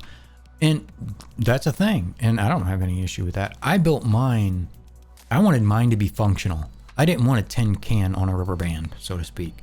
I wanted to be able to go out and do things with it purposefully. And with some of the builds that I found on the Anacondas, they just strip the holy crap out of it. Make it as light as humanly possible so it can jump as far as possible. And they use that. And I think that's great if all you want to do is like what I'm doing here, is just going and scanning stuff. You can't land on any planets. You don't have any xenoscanners. You don't have any of that stuff. What happens if you're out in that and you find a Guardian site? And on that Guardian site is a pylon, and that pylon needs to be charged for you to activate the site. Unless you plan on getting out and taking a whiz on it and hoping that works, you're going to be shit out of luck. So in this ship, I have a small beam gun. I have a small multi-cannon, which not only uses for those reasons, but like testing if I find new life or something like that. Plasma P. Right? But I mean, you kind of get what I'm saying. And that when I built this one, this is what I had in mind. I had in mind having an okay jump range, but being able to do everything too. I've got SRB bay. I got a little bit of cargo space. I've got those weapons. I got heat sinks and a few other things that I thought I might be useful. And my whole goal was just to stay over the 70 light years. So that's what I did. And that's what I built. And it's been doing me well. Up until this point. It's making what I'm doing right now a little difficult because there's this spot. But I don't know how far that jump range is. How far I would have needed. I didn't really look at that. I only looked at the fact that I couldn't do it. But the way this in-game map works for the galaxy, like I would love to see that have some improvement as well, because it's incredibly difficult when you get further away from the center of the galaxy to even see stars. Discovery made metal-rich planet with no atmosphere. If you say so. It gets really hard to see stars at all. And, they need a way that you can enlarge the shader for it or something, just so you can see what's going on. I don't know, or maybe that adds to the mystery of it. I don't know, kind of a mixed thought there, I guess. I was going to look at that codex entry, but it would take me out of this map, and I don't want to go back out of it again, so we won't just yet. If it's still there when we get done, we'll check it out. But I'm sure it was just confirmation on a type of planet. It wasn't like a brand new thing. I just gotta find it. Well, we're all the way out.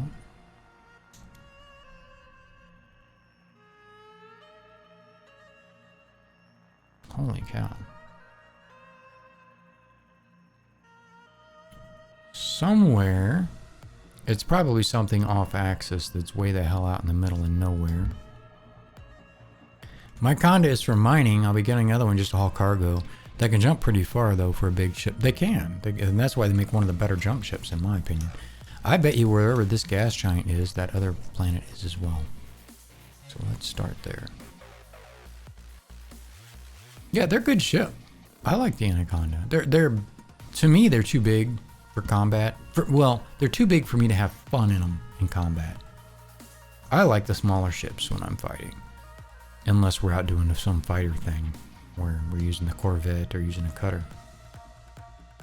But yeah, they do really good. I'm enjoying it. You know, I wouldn't come out here in the Phantom. It's just too far.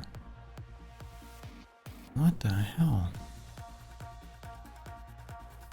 Like, I haven't even pinged it to be able to point in the right direction. It's just wait, here it is. Yep, they're both right here. Class 4. Not as big as I thought it was. I thought it would be a class 5. And here is the other one. Nothing on The it. system holds every element available on planetary surfaces. Exploration class, gold. What the hell was that about?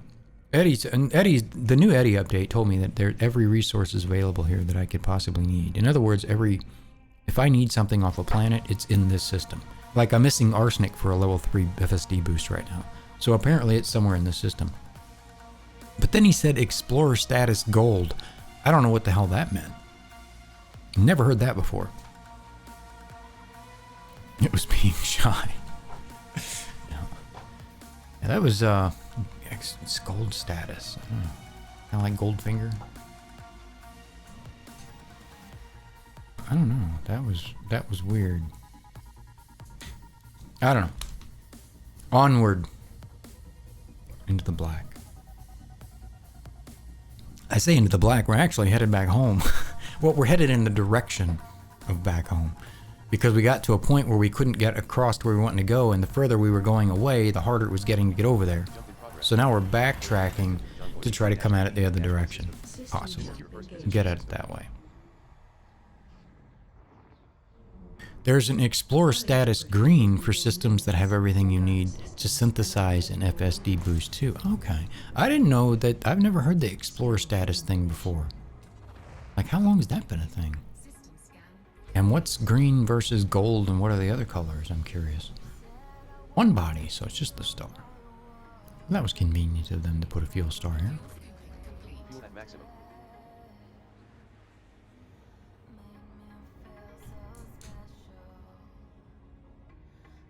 Make sure that music wasn't too loud. I had messed with that stuff earlier. And might be, if you see anything broken, let me know. I spent last week doing a lot of different things to the stream, getting stuff fixed, and I say fixed, I probably broke more than I fixed. So if you see something weird, let me know. Those are the only two I heard about. I heard on a 3,000 light year trip out and back recently. I see. Yeah, I'll have to check that out. Find out what the hell that's about. I've never heard him. I've never heard Eddie say that until just now. So yeah, that's weird. Okay.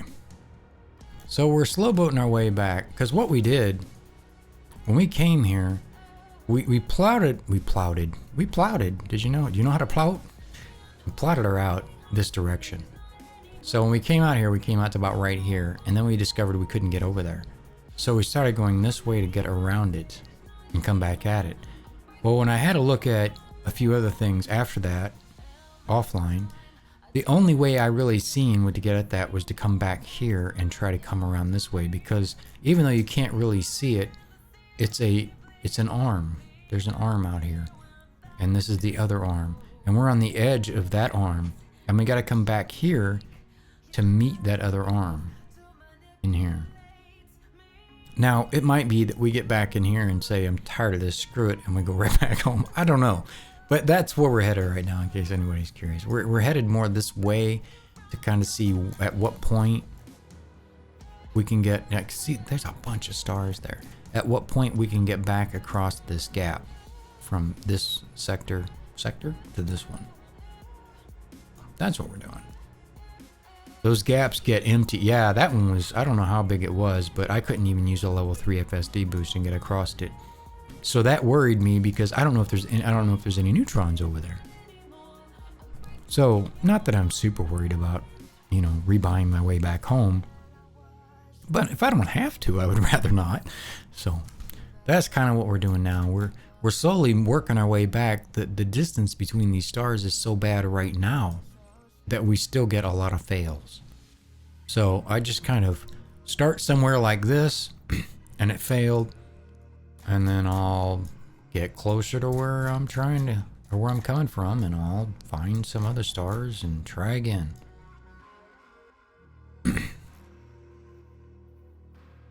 So, you know, that's what makes it harder. When I was talking to Andrew, and when I was talking to you earlier, when you were talking about exploration, to kind of watch when you go away from the center of the galaxy versus closer to it, because you can run into this problem. And especially if you're using a neutron highway, because a neutron highway will say, oh yeah, just jump, and you get out there and now you're in some little pocket and you're screwed because there's no neutron in it. And that's what I was worried about on that very last jump, because what I ended up doing, even though the neutron plotter told me I could get there, there was one spot that didn't look right to me. So I stopped for a second and I did a plot route and I turned FSD boost off just to see if it could get over that gap in any way, shape, or form, and it couldn't. And that's when I stopped and said, all right, well, that isn't going to work. So that's why we are in the situation we are now. Yeah, I had to suicide back to the bubble because of a neutron highway, got stuck and could not jump out. Yeah.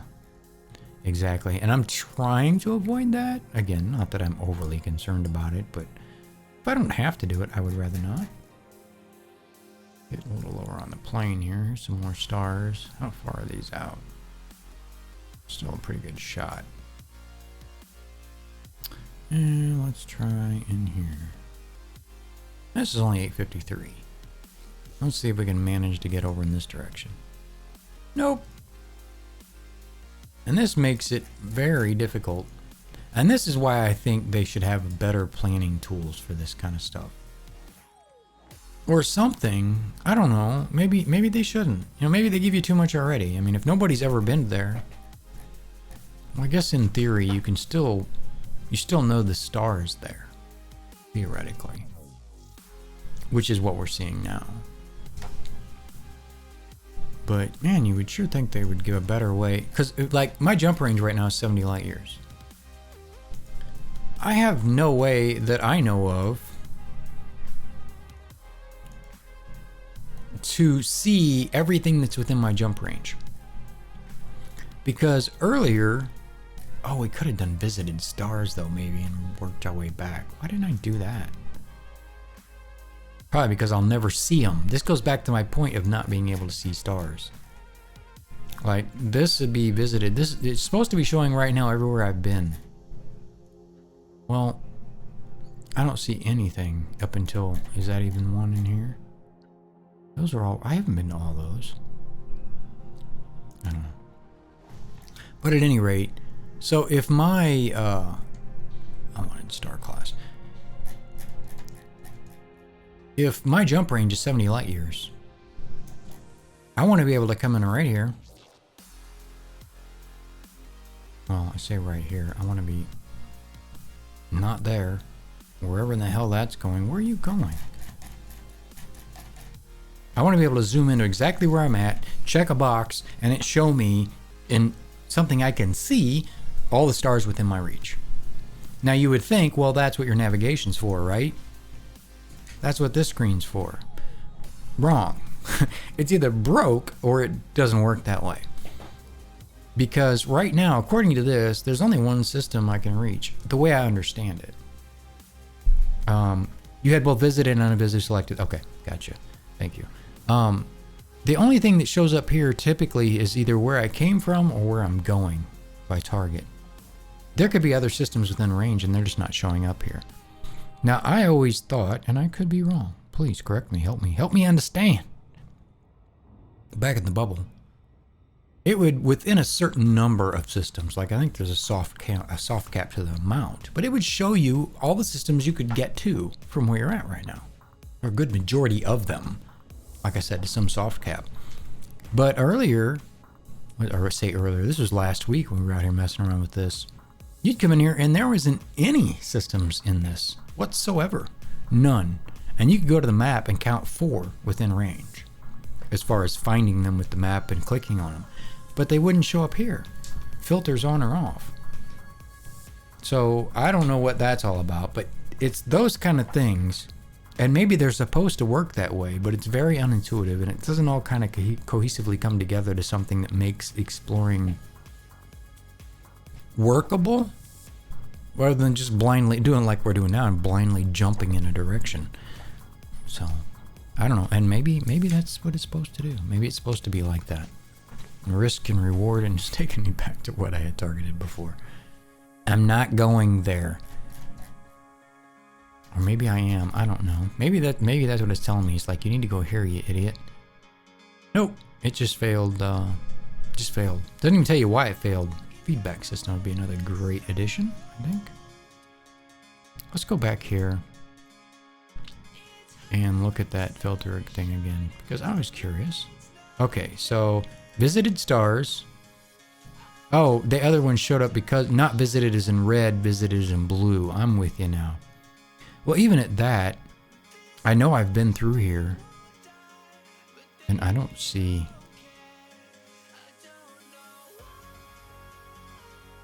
Like, here's a...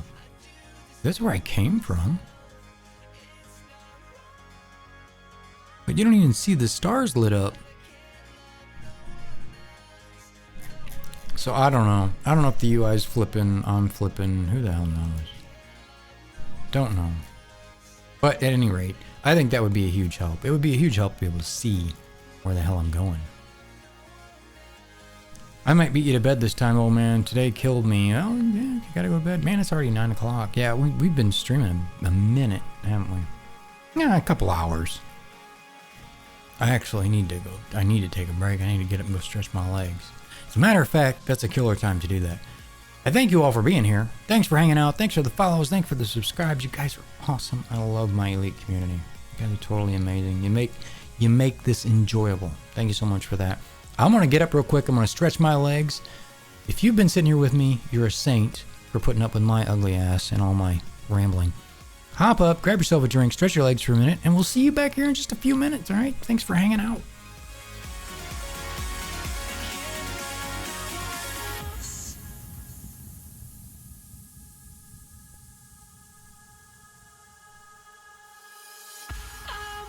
Down the road less traveled, it's harder when the sun is shining, 'cause the light's not fair. I'm talking to my darkest shadows.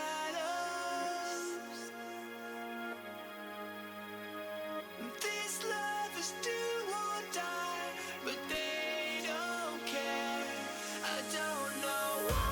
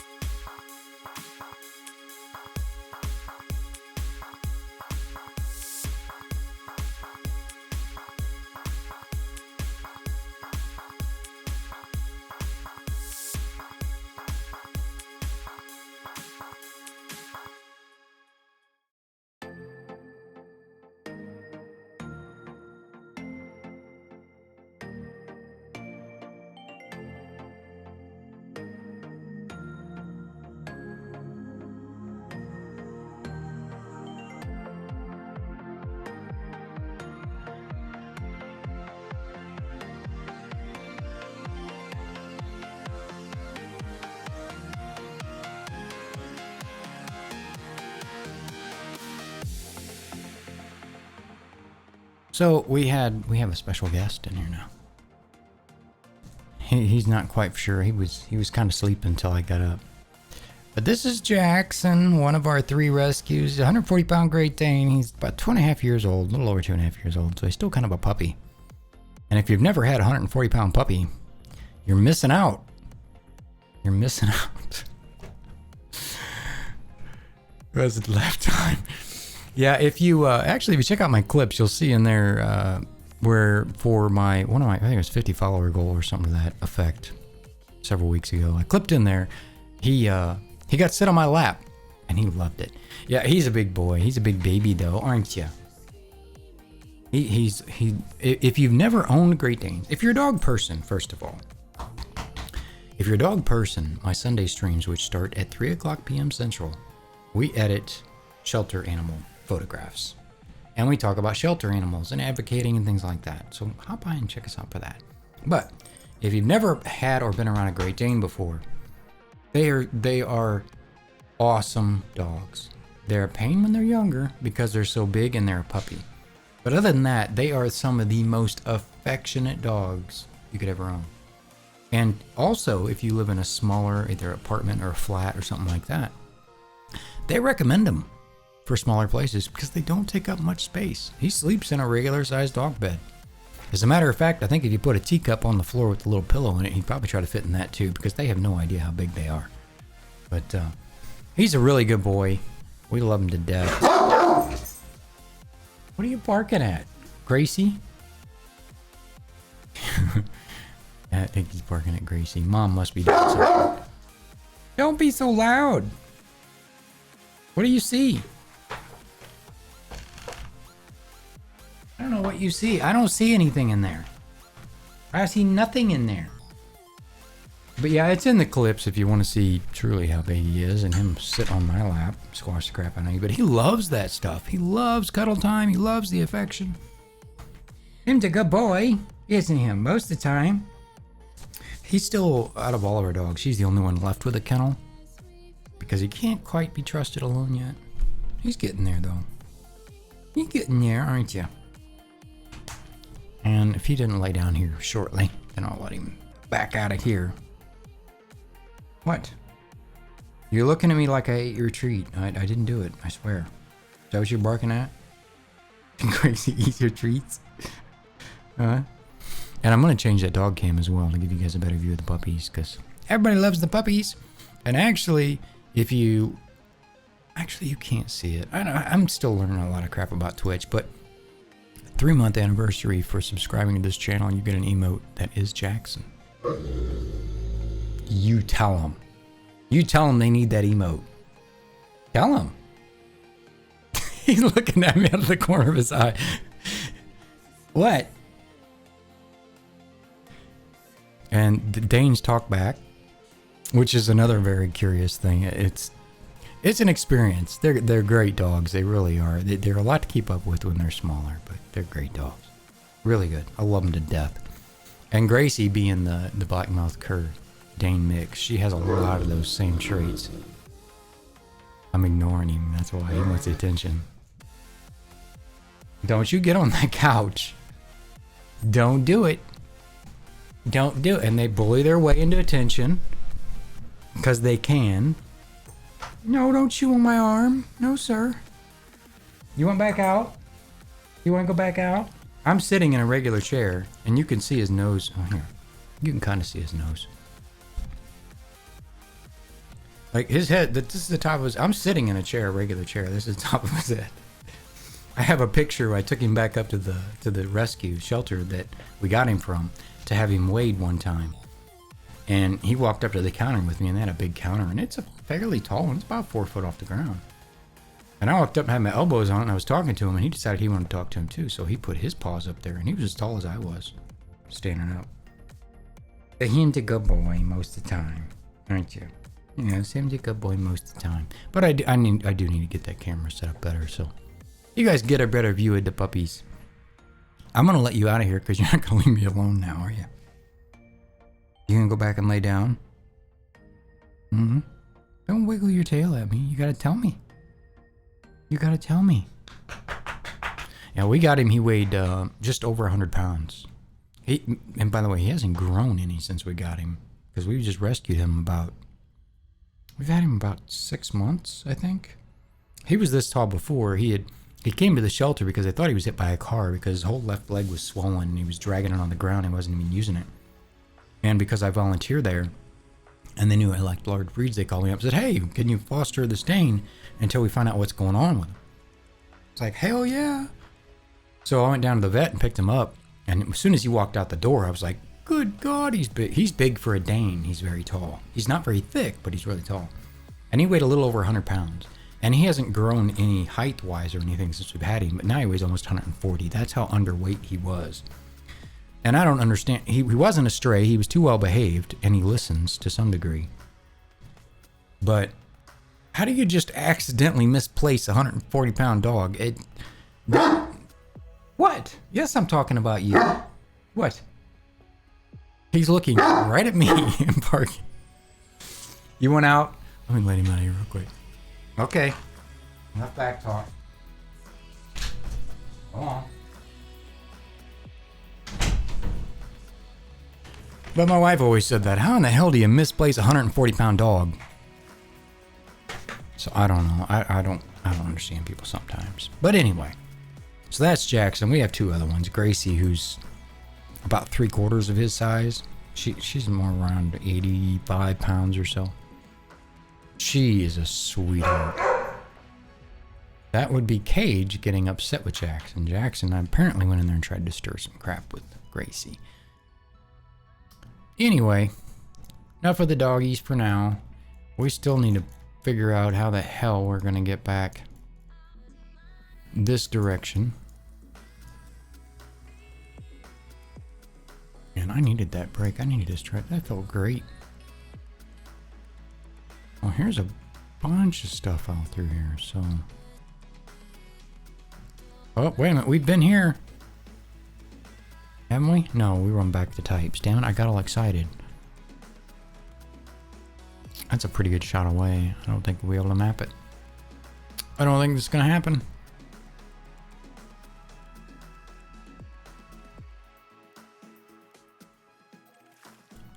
We got it.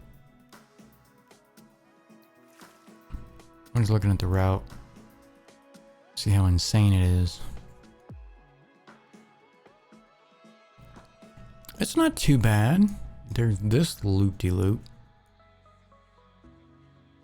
That's not too bad. I don't think our animal shelter gets enough attention. Sadly, ours around here really needs a major update, but the county magically doesn't have the funding. The shelter that I volunteer for, my wife and I volunteer for, is also a county shelter. And I don't know, and this may be the case with them as well. First of all, yes, they are severely underfunded. And some of that has to do with the local politics, whether or not there's anybody up there that supports the animals and things to how much they get. But one of the big deals with our shelters is we have a lot of volunteers. And they get grants based on volunteer hours. So the more volunteer hours they have in I don't know if it's done quarterly or what, but the more volunteer hours they have records for, the bigger grants they can get for monies. So again, that's one of the things we do on the Sunday streams. We talk about a little bit of that, advocating how to do that, how to help, how to get involved, that whole thing. We actually even started a fundraiser. If you look right below this video, there's says Just Giving. You can read a little bit about it there. That's for our Sunday streams. We started that fundraiser. And that's for the Best Friends Animal Society. And they help nationally within the United States. Yeah, it's not international, but just within the United States. And their goal is to save them all. To end up basically with there will be no kill shelters. Everything will be no kill. Big advocates of spay and neutering. They do a lot of outreach stuff. They do a lot. They help a lot of people in a lot of places. So we started a fundraiser for them. It was a lofty goal, but I plan on doing it every Sunday. We'll keep it there until it actually happens, and we hit our goal of 5,000. But Commander Cyborg Doom, thank you for following the channel. I appreciate it. Welcome to the community. Yep, heading to bed. Y'all have a great night. Good to see Jackson. I guess the BS was all right too. Well, good. I'm glad to hear that because we're all about the BS here. Yeah, we'll holler at you tomorrow, KT. I'm sure you'll be around. I'm glad you stopped by and hope you have a good sleep. But yeah, that can be a big reason for the counties not being able to get enough funding. There's just not enough people interested in it to give it the funding it needs. And, you know, like I said, advocating can make a huge difference in helping those shelters get the attention they need. And the other thing is really difficult, and I did a little bit of research on this because, well, I was kind of asked to, but I was also curious. Hey, that's cool that you help dogs. My mother-in-law has 2 rescue greyhounds. Awesome. That's awesome. Yeah, and next time you see her, tell her Bait Shop said thank you for rescuing the animals. But that's what the Sunday stream's all about. It's about talking about the advocating, talk about how to help or volunteer or just get the word out, how to help out on social media and other things. But a county entity cannot become a 501c3 non-for-profit. So that in itself makes it very difficult for a county facility to accept donations, especially from major corporations. I said it makes it difficult. It's not impossible because I've seen some do it. I think Petco has even donated to ours once. But it doesn't make as much sense to do it that way. So they end up going through other 501c3, other animal nonprofit organizations to funnel the money that way, so that people that donate can use tax write-offs, and then they can fund them. But you know, it doesn't always work out that well, and it means that the money might be funneled in 7 different directions instead of just one. So I know our shelter is looking into creating kind of their own entity on the side to be able to do that with. So I don't know. There's a lot of ins and outs to it, but bottom line for me is just to help as many of those animals as I can. If one of them got saved because of a picture I took, which is what we do, we take photographs, then mission accomplished. And I know some of them have, for a fact, because I've heard about it. We got a few planets here. What do we got? Oh, we have a water world. And we'll be the first ones to discover it. Rocky, ices, and some high metals. Well, let's see what we got and see what it's worth.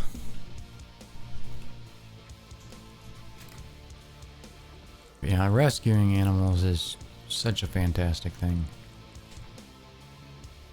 You know, I haven't always been into it, so to speak. I've always had dogs. We're just dog people. I have nothing against cats or any other animals. We've just always been dog people. But as far as being seriously involved with the local shelters and everything, that's been about 2 years now. I've photographed thousands of dogs. And that's just how we decided to give back to the community for what we got. So, and it's a great feeling too. It's a really great feeling. I have a cat that we rescued from the local Humane Society shelter. Awesome. Thank you for rescuing. That's, you know,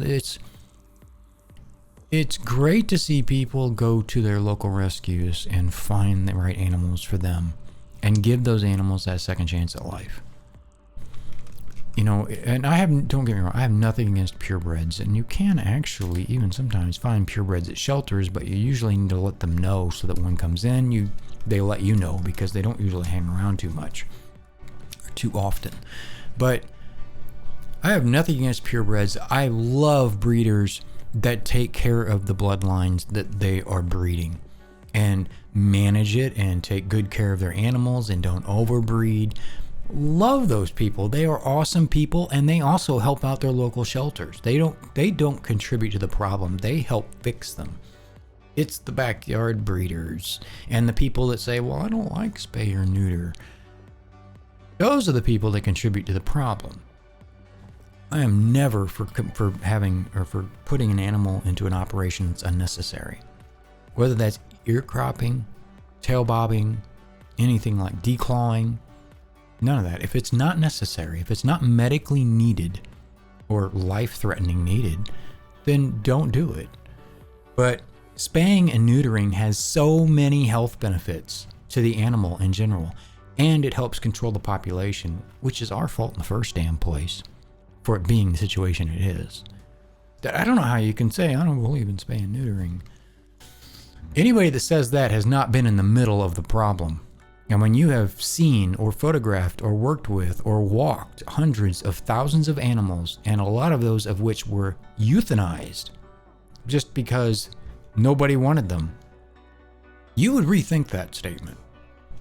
Undoubtedly, you would rethink that statement. Sorry, I'm soapboxing. I get passionate about that topic.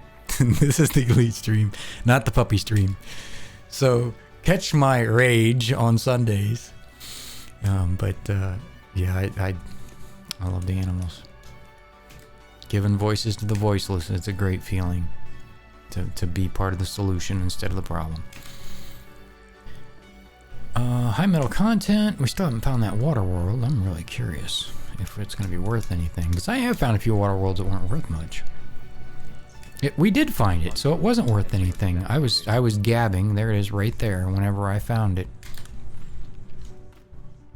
Right there. It's not worth much. It was already discovered anyway. That one was. So which ones weren't? That one wasn't. So they came specifically for the water world and left. That's what happened there. Alright, well, it is what it is. Lots of that happening here. Onward! But yeah, it's, and the Elite community, and I've been a gamer, like I said, pretty much my whole life, which I'm not that old, but I'm not that young either. And it's a very unique community.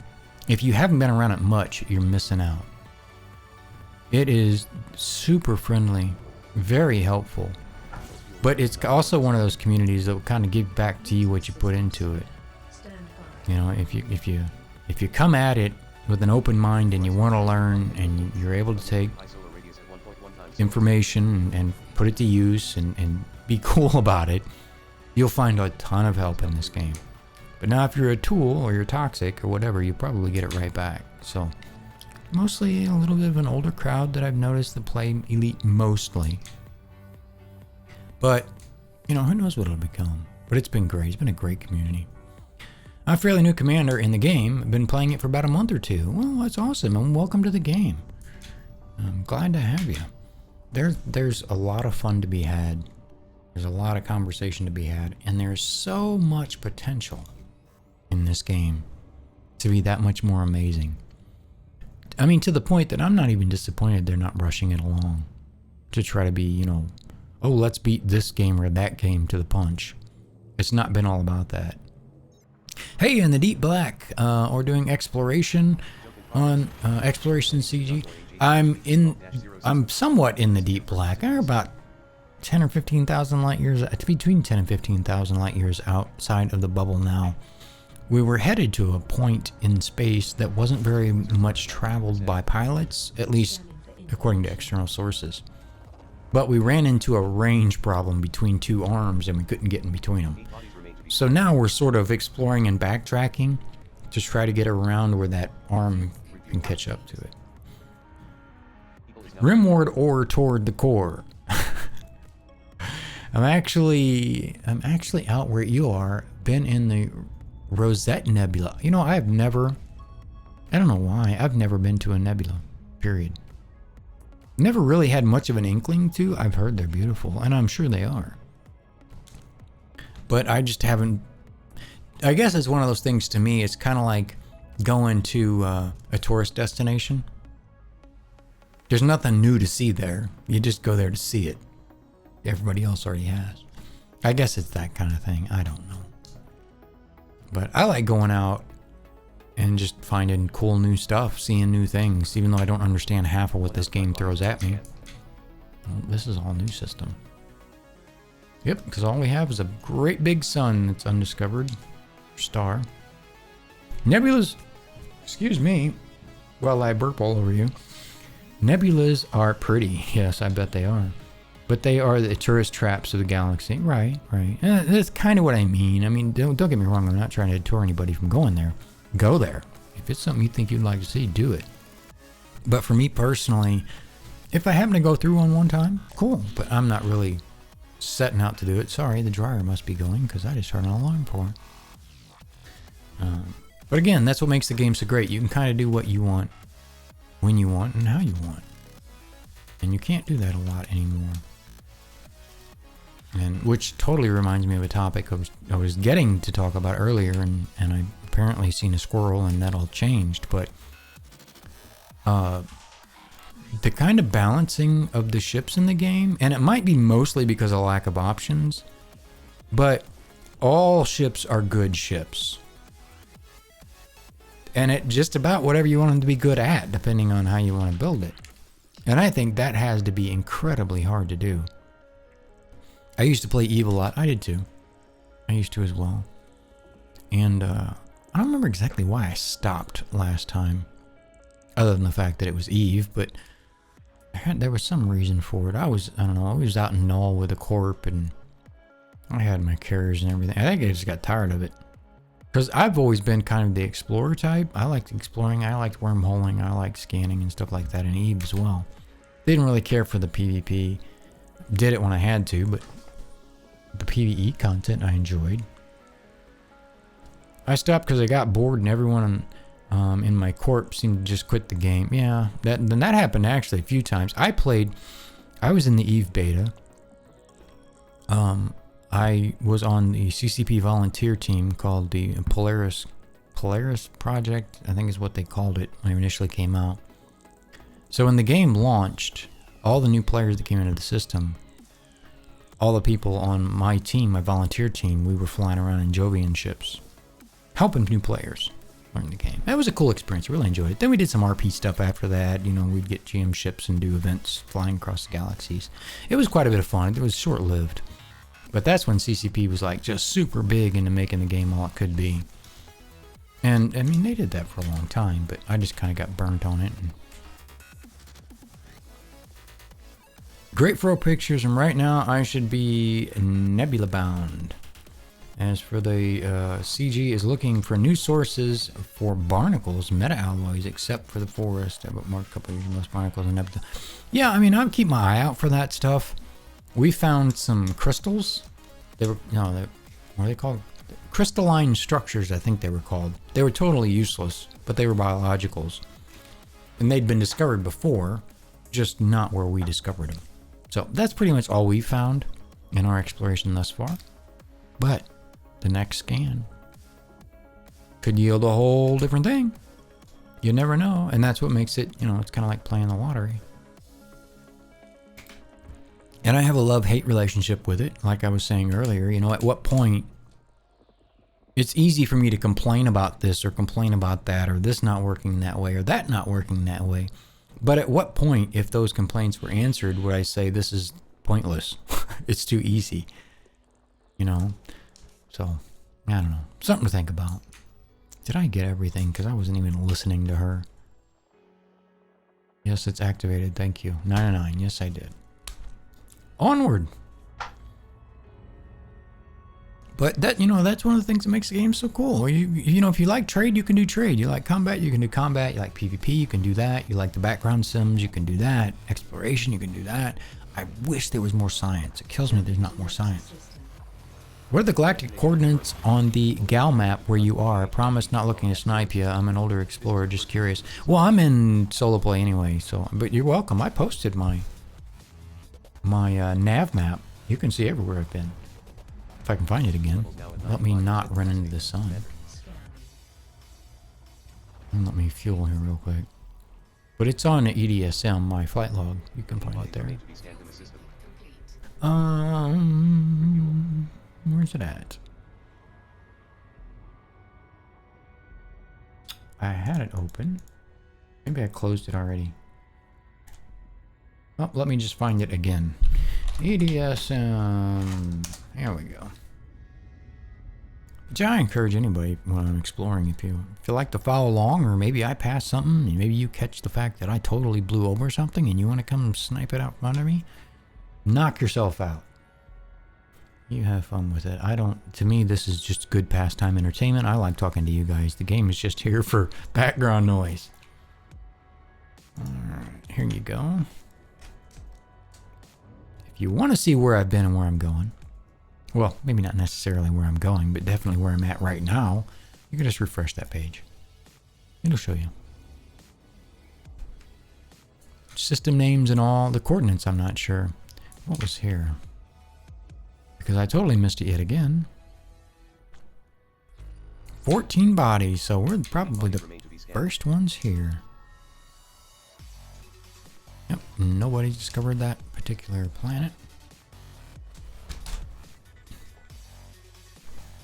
Looks like I've got a gas giant, some icy, and a rocky, maybe. I don't know, I'm just guessing by looking at it because I haven't actually skimmed over it just yet.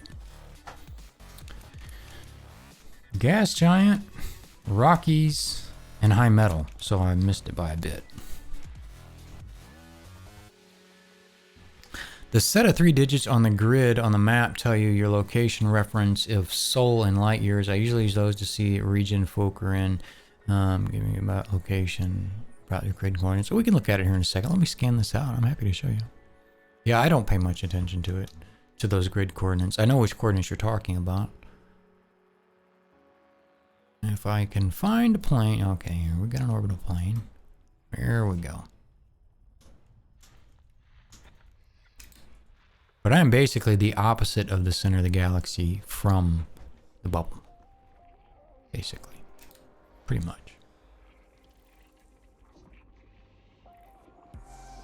No hurry. I used co-coordinates to manually plot long courses. Gotcha. Do you play with just keyboard and mouse? I do. I have an X52 HOTAS that I use. If you're curious about my equipment or my gear, if you hover over this video, on the left-hand side, there'll be a little Amazon button. If you click it, it should pop up lists, 2 different lists. One's all my gaming and streaming stuff, and the other one is all my photography equipment.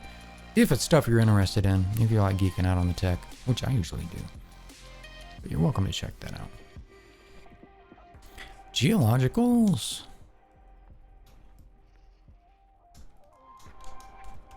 Come on. I knew it was there somewhere. Scanning some more sites on this. Great HOTAS. Almost got the X56. Yeah, I've never used any of their other... Actually, this is the first HOTAS I've ever owned. I've had it for 4 or 5 years. Never used it too much. Just for Elite mostly. I actually think I bought it for Star Citizen. But we all kind of know where that went. But it's been good. It's been good to me. The joystick was creaking there for a while, but it's not doing it now. It must have gave up. In-game HOTAS is modeled after the X52. Yeah, it looks a lot like it. A few small differences, and probably just for copyright reasons. But yeah, yep.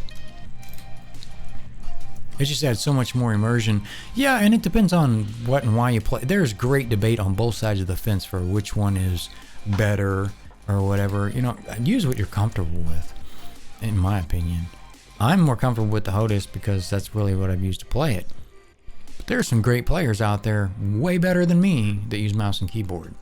So, nothing wrong with that either. So, if you're either... D12-06 scan value is 457,960 credits.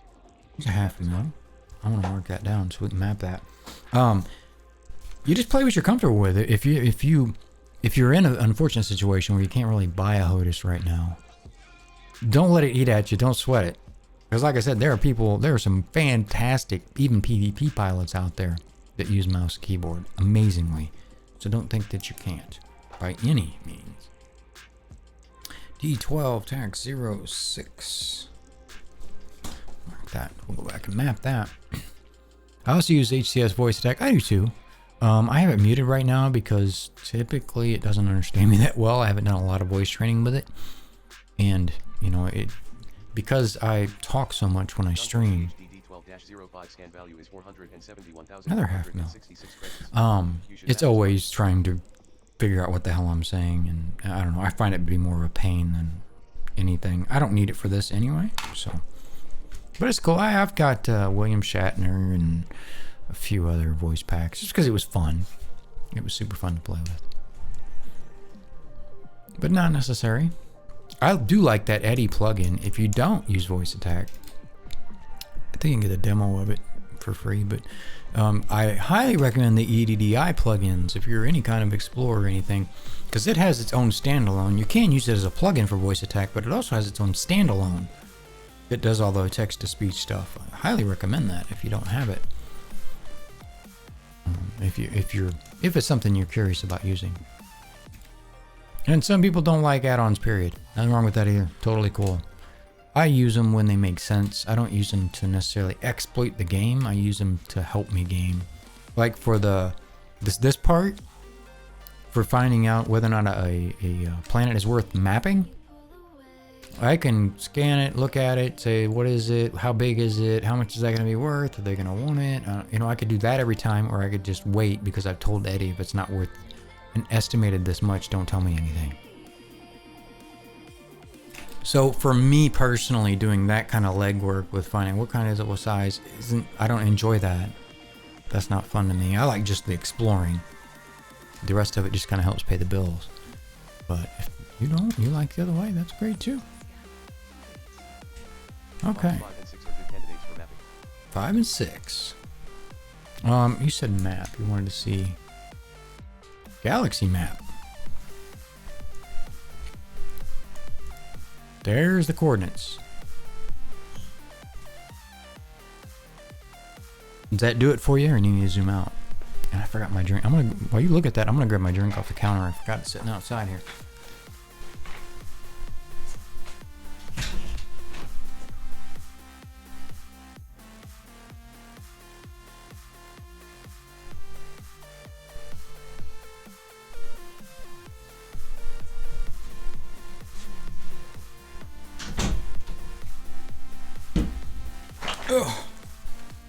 Alright. K&M is better for serious combat, and others that fight mostly FA off, but whatever you get used to is best for you. Yeah, and I've toyed with flight assist off. And I think it would be cool to be great at it. I'm not great at it. I can do it to some degree, and I do toggle it all the time, but I don't know. I've just never really had a big serious need for it, so.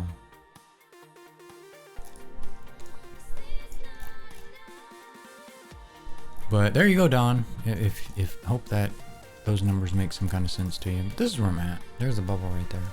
I'm just in a little crease right now. So where I was headed at was right out in here, and this is that other spiral arm that I was talking about coming out in and exploring.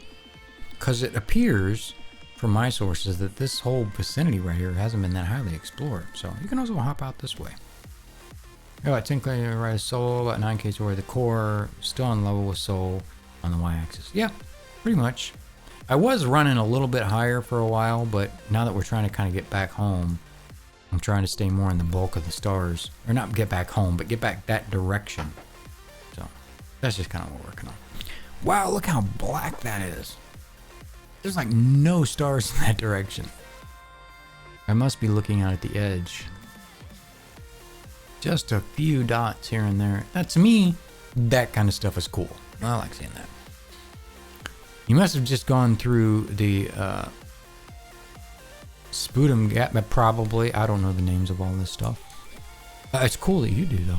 I wish I did. If I paid more attention to it, I probably would. But yeah, I couldn't. There was that right in here. When I got about right in here somewhere. Right about in here. There's a huge gap between these arms right here.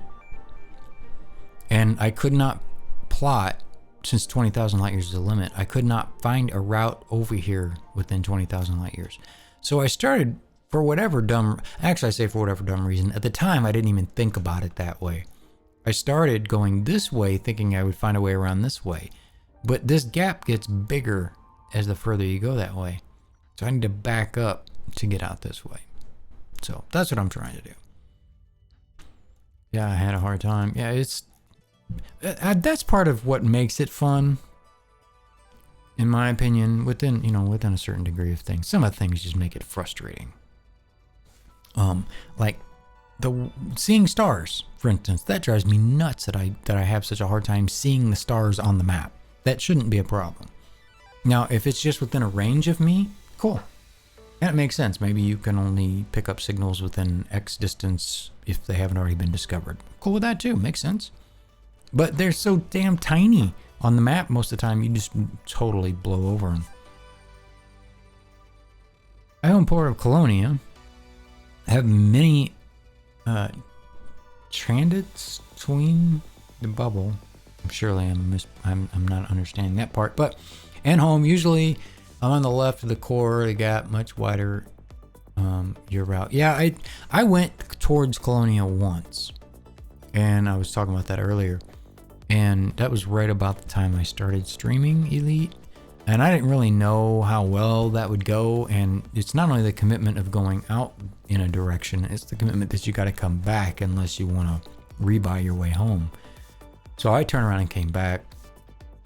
And we have farted around a few times, a little bit of exploration. But this is the furthest we've been out without a purpose other than exploration. Transits, I gotcha. So it's kind of what we're doing now. I started this adventure 2 weeks ago, I think, because I was working really crazy hours, and I could only play Elite when I was streaming, which was Mondays and Tuesdays for games, or if I could get the off chance, which the time I couldn't, but tonight I did, so that's why I'm doing it. But typically, this is a bonus stream of the sorts. I wouldn't normally be streaming right now. My typical times for games are noon on Monday and Tuesday Central. So, but I had time. I wanted to hop back in. I wanted to see if we could get somewhere or do something with this whole gap problem. And then all you incredible people have popped in and said hello, and I really do appreciate it. And, you know, if it's a thing and Sunday nights are great for Elite, then I'll start streaming on Sunday nights. You know, now that my hours are freed up, I have no problem with that at all. And we've been getting some stuff fixed up with the stream. Got our new sub icon straightened out. Started our fundraiser. Got some panels worked out. Kind of got the gear stuff worked out. Got a few overlays worked out. So, you know, it's all in progress. It's all in progress. But I'm always curious about input. If you guys have input on the stream in general. Stuff you like, don't like to see, wouldn't like to see. You know, shoot me a message. Hit me on Discord. You can always catch me there. Not that I'm always in a channel, but you're welcome to hop in there and shoot me a message if you like. One rule of exploration, do not die. If you do, there goes hundreds of millions of credits up in smoke. Well, for me, exploration, it's more about finding something new and then being able to slap your name on it. As far as the money goes, mining solves all those problems currently. So, yeah, if you die, if the way I understand it and the way it seems to work is all the data exists with you. Okay, so if you go and change ships and haven't turned your data in, you can still go and turn data in a different ship. But if you're out somewhere and you get blown up, it's not that the ship got blown up, it was that you died. You lose that data. If you turn it in, it's sold. It's in there, it's done. So that's the thing, is to get out and get back to turn it in. Yeah.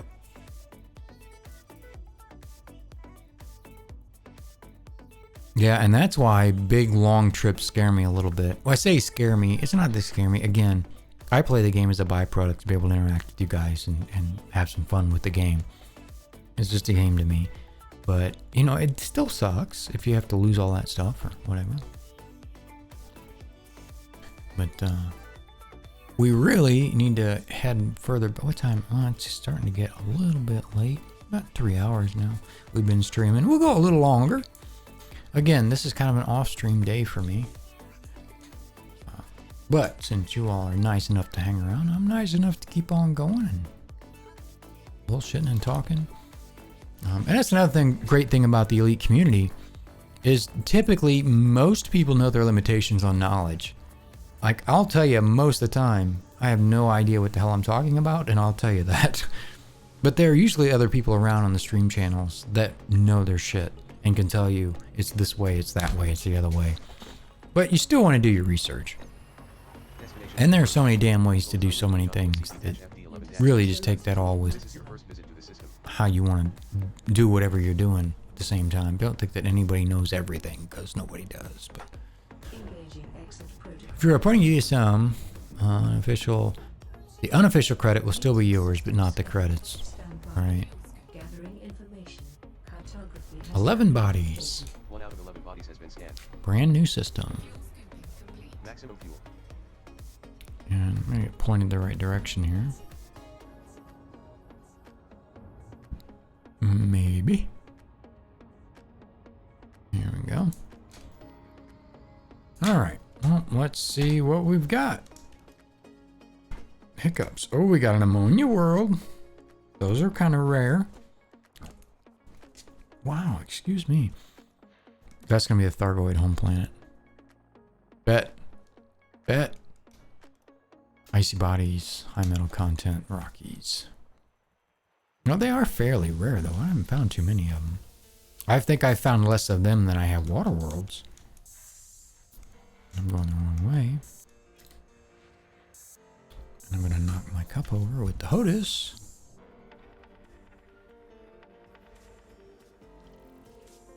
Not in there. That was a Rocky.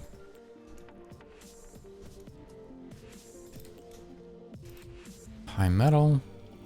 Oh, we didn't map those other planets. I'm jacking my jaw and missed out on 1,000,000 credits because I didn't map them. See? So if you guys look at my nav map and you go to that last system, there's 2 half mil. There's a mill sitting in that system waiting for you. Just go map them. It was planets 5 and 6. And I don't think it's too difficult to get where I'm at right now. Well, it might be right at the end part of it a little harder, because I'm like on the outskirts of that arm. But I don't know what kind of jump range you would need. I've only got 70, so I've got nothing crazy. High metal. What do we got here? Couple somethings in here. High metal. On the last Distant World expedition, a new bad guy appeared, the Exploration Pirate. Some pilots would wing up with others on the expedition and share the discovery credits, except eventually the pirate would kill his wingmate and then get sole credit when he cashed in. Like I said, there's tools everywhere. I wish FDev would come out with atmospheric landings. I mean, obviously I don't know, but I would think that is coming. Probably in the next patch. Big patch. Like the 2020 thing. I would personally, first of all, yes, I would love to see atmospheric landing. I would like to see more biomes, because they're like almost non-existent in this game. There's a few you might classify as that, but I would like to see biomes. I would like to be able to go to these atmospheric worlds, like you say, and see some sort of life on these planets. That would be amazing. And just be able to drive the SRV that I already own around it and do whatever I'm doing on it. I would be totally cool with that much of it. You know, anything else, like new SRVs, more SRVs. And we still haven't got any, you know, it seems the stuff on your SRV is somewhat interchangeable. But we can't right now. So that's got to be coming. That's got to be a thing. You know, maybe these big fleet carriers can carry these monster art SRVs. Because I've seen the concept artwork from when this game first came out and what they had kind of planned for that. And there was some really cool stuff in there as far as concept art goes. Where it all went, I don't know. And why it's not a thing, I don't know. But it would be cool. So there's so much potential in here. I don't know how they could go wrong by adding anything unless what they add makes this game a different game. CDFD 11-11 scan value is 348,645 credits. You should map this body. It's not worth a lot, but Body 1 is a good mapping candidate. considering we missed the rest and it's only one here, how far is it away actually? Now say, it's not too far away. But I'm hoping they don't, like, again, and this is my own personal desires. If the game is what I want it to be, I just hope they don't put a bunch of systems in place that there's so much room to expand on the systems they already have in place, and so much room to grow in those areas, that I seriously hope that the majority of everything they do focuses on making that better for everybody than implementing new systems that aren't even in the game. Personally, that's what I would love to see. You know, I would be somewhat disappointed if we didn't get atmospheric landings in 2020. But if they added like fleet ships and industrial ships that could jump long ranges and you could go do stuff with your friends and it makes sense to do that, I'd be cool with that. That would be cool in my opinion. My opinion is Space Legs is about as useful as this sim is a unicorn and seahorses in Waterworld. and that's, I mean, I can see why some people want it. To me, I'm almost afraid if they did do it, well, not only would it severely complicate the engine and something that already needs a lot of work and a lot of love and a lot more added to it, but it would further push this more mainstream in a game. And I believe, for as long as I've gamed, that one of the biggest detriments to a good community and a good game is mainstreaming it. Because when you mainstream it, you start getting everybody, especially the younger crowd. Not that some of them aren't fantastic, but also a lot of them can be quite obnoxious, and has a tendency to make a more toxic environment. So that's the other reason I'm sort of have my reservations about getting Space Legs, because I do worry about that as well. But yeah, that's spot on there, and I'm not even paying attention. I'm gonna loop of shame this. I'm making a recon loop. That's what I call it. Make sure there's not a boogeyman on the other side of that ammonia world.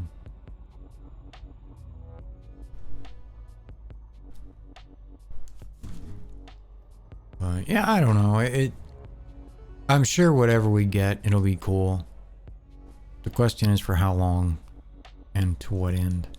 And all we can do is speculate, really, until it happens. Until we see it. But it is very curious that they're in no bigger of a hurry than they are. Is that 6 probes? 1, 2, 3, 4, 5, maybe? 5. And 6. Play Star Citizen if you want Space Legs. Space Legs is one of the many reasons that SC is going to be released in the spring of 2016. Oops. Well, I bought into that game when it was originally kickstarted. They had an amazing. Stop talking to me, Eddie. They had an amazing marketing campaign. They had some good vetting behind them, and I bought into it. And I'm not against it now. I, however, have not spent a penny on the game since I originally bought into it, and I will not until they produce a game, and even then I'll have to decide whether or not it's worth it. It's a game, I thought it was demo and a beta. Pretty much. It was alpha. I played it in alpha. I played it in pre-alpha, alpha, beta, and I say played it loosely, as you already know. But yeah, it's I think they've had a severe problem with scope creep and the amount of money that they've made off the microtransactions. And I think that's hurt them a lot. Even if their intentions are the best. Scope creep is a killer for any project, let alone a game. And, you know, they had so many goals. Well, if we get this much in sales, or this many people buy this, we'll do that, and then we'll do that. And people were doing that, and then it made the project bigger and bigger and bigger, and now it's so damn massive, I don't know if they even know which way's up. And they also originally built that game on the Crysis engine. And while as cool as that sounds, that was they've since changed it. I don't remember what they're using now. The CryEngine is what they originally built it on. And my somewhat limited experience with the gaming engines, that was a stupid idea. It was beautiful, yes, but the amount of dev time you have to put into it. Yeah, scope creep is a big issue. I must say, well, then you really understand what I'm talking about. I was a creative director by trade, marketing and advertising. And yep, I've seen lots of those big campaigns come in. And, oh, well, let's do this. Well, let's add that. Well, let's add the videos. Well, let's add a mailer. Let's add an email. Let's add the... Stop. Just stop. Elite is a franchise, been out for about 35 years. I figured SC, yeah, and that's... Yeah, it's from what I know about Frontier, and I didn't really know Frontier until Elite Dangerous, and even now I don't know them that well. But because of Elite Dangerous, you know, and finding out kind of, you know, Braven's vision of his game, and everything that came out with it, and where it's been and where it's going, I'm not going to say they made all the greatest decisions, but they seem to be at least sticking to the idea that they're passionate about this game and that it's important that when they do something in it, they try to do it right anyway, even if it doesn't always happen that way. And I find that fantastic, at least for someone in my particular position, in the way that the reasons that I game. But the game also has to entertain you. And if you play this game very long at the moment, it starts to lose its entertainment value quite a bit. Even if you like exploration, that can get a bit monotonous after a while of doing that. We have 24 jumps to go, so we've got plenty of room to keep on trucking. I played 84 on my Commodore 64. That's awesome. Yeah, I never did. I never had a Commodore 64. The first computer, I mean, I have messed with the Commodore 64. I've never owned one. But the first computer I ever did anything on of merit would be the Apple IIe's back when I was in grade school. I don't remember what grade I was in. But the office, we got two of them and they both were in the principal's office. But I would go there and I would learn about them and I would teach the instructors, the other teachers how to use them, you know, in grade school. And that was my first real experience with the computer world. But I've always been a sci-fi fan. I've always loved space. I enjoyed Eve. Eve was a beautiful game. I don't know that I was ever a huge fan of the whole third-person thing, but it was a good game for its run. When do you lose the entertainment value in ED? Must be sometime after 7,000 hours. I haven't lost it in the first 6,000. Well, and it depends on why you play it, you know, and what entertains you. I like a lot of different facets of the game. But I also have what is the phrase I'm looking for? My attention span for it isn't always that long until I start getting bored of it. And then I'm ready to do something else for a while. And then I might come back to it. Now, I'm still playing it, so obviously it's still offering some kind of entertainment value. But I have felt it drop off since I have obtained some of the things that unlocked my engineers, got my materials, got the ships I wanted, put them together. You know, since I've accomplished a lot of those bigger goals for myself, I find the entertainment value to start dropping. Will it ever end? I don't know. I just speculate by historically the way that I feel about the game. But again, it depends on everybody and why they play. So, to each their own, for sure. If you are a huge fan of exploration, I don't think you could ever finish that in this game. 10 bodies, so there was some here. 10 bodies have been scanned. Yeah, I don't think you could ever really finish it here. There's so much out there to find. Somebody's already found the stars. Some high metals and metal rich. We'll plot them out. Slap our name on them if we make them back. Which I assume we will. The only way I think we won't make it back is if we happen to jump and get stuck. Which could happen, but that's part of what makes it fun, right? The risk. Risk chance. I don't know how many hours I have in this game because I just recently put it on Steam. I was on the standalone. Actually, didn't it say in the logs how many hours you put into the game? I used a Commodore 128. I didn't know that was a thing. Now, that, again, I was younger years and I wasn't really huge into computers, so to speak. Not like you really could be, but you know what I mean. But the Apple IIe was my first kind of the computer that I really messed with a lot. And then it was a little bit on the IBMs. Very limited. I don't even know what models they were. I never owned one, but I had friends that did.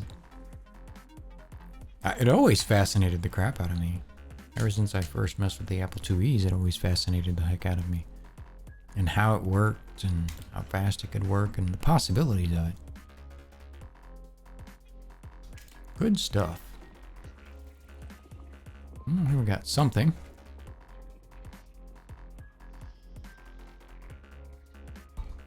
In reality, ED is a virtual world. Whether you play it in VR or not, you can make it about what you can imagine as truly open world sandbox. Right now, I'm working on making an in-game banking system where you'll be able to store cargo when you want to fly without carrying pirate bait or spec. Well, I mean, and that would an in-game banking system would require a mechanism in the game to allow you to do it. So are you anticipating on them adding something like that? Or am I kind of missing the point? Which is very possible. Because I don't, you know, like you, I love coming up, solving problems, finding new ways of doing things. I enjoy that kind of stuff. But I guess historically I've never went outside current game mechanics to try to do that. All the mechanics are in the game already. That's curious of how you're doing that then. Multiple accounts, I'm guessing, is how you would do that. Because to my knowledge, other than leaving something float in space for a very limited time, there's no way to do that. Just eject it into a different account and let that account store it. Which actually I've heard of a few people that have done that for, you know, having something like some old Thargoid probes or something. Wow, look at the speed of that thing orbiting. Check that out. I always thought that was cool. That thing's orbiting so fast that we can actually track it. Here, I just let go of the HOTAS. That's how fast that thing's flying through there. Oh, where'd it go? There it is.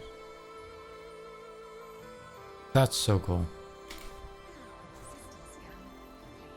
System scan complete.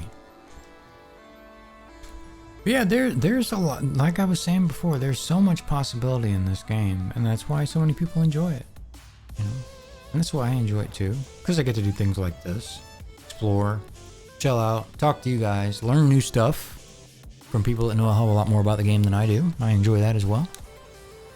Interacting, sharing what knowledge I have. Limited knowledge I have on the game. No anomalies detected. Oh wow, it's getting late. It's 10 o'clock. Confirming exit. And I'm old. Standby. Older. It's old. KT would say I'm old. Let's see what the system yields here. See what it's got in it. Selith? Am I pronouncing that right? Selith42? Thank you so much for the follow. I really appreciate that. If I did butcher that, I'm sorry. But it happens, unfortunately. Yep, you're good. All right, awesome. Appreciate that. But yeah, thank you. Thank you for supporting the community, hanging out. Really do appreciate that. Chat, conversation. Because that, again, to me, regardless of what we're playing, even though it is a great game and it's a great community, I like interacting with you guys, talking to you guys. That's my enjoyment out of it. That's what I really like. So I really do appreciate you guys doing that. And we had 50. Oh my gosh. Oh, wait a minute. Maybe somebody's been here. We got lucky. Yep, somebody's been here. 54 though. Holy cow. Yeah, I'd take a while to load that map too. One, two, three. We've got 4 stars. 90. Holy crap. I've never seen one that. I think I had one of the ones that was like 60 something. But that's the biggest one I've found. That was unexplored. Like brand new system. Actually, it's I'm sure it's probably somewhere in that flight log. I don't know how in the world you'd really find it specifically, but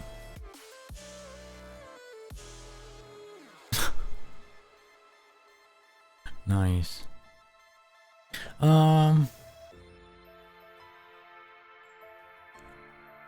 Took me like 45 minutes to scan it all down.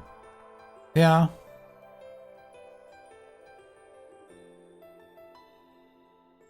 Yeah, it can take a while.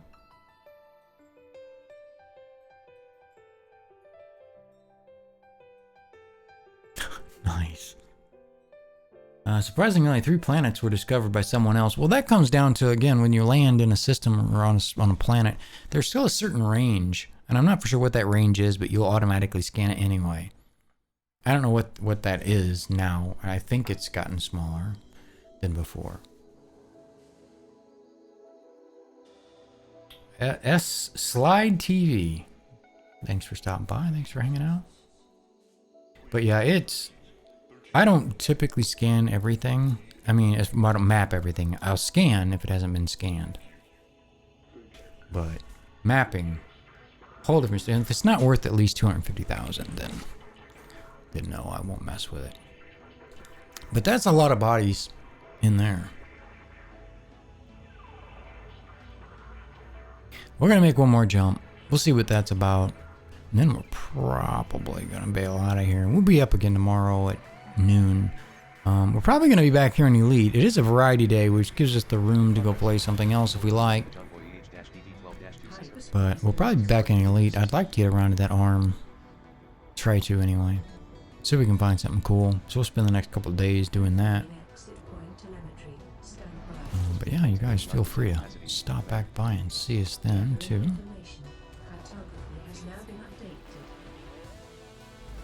15 bodies. 13 bodies remain to be scanned. Yep, somebody's been on here. So we're getting close enough back into the main chunk of stars.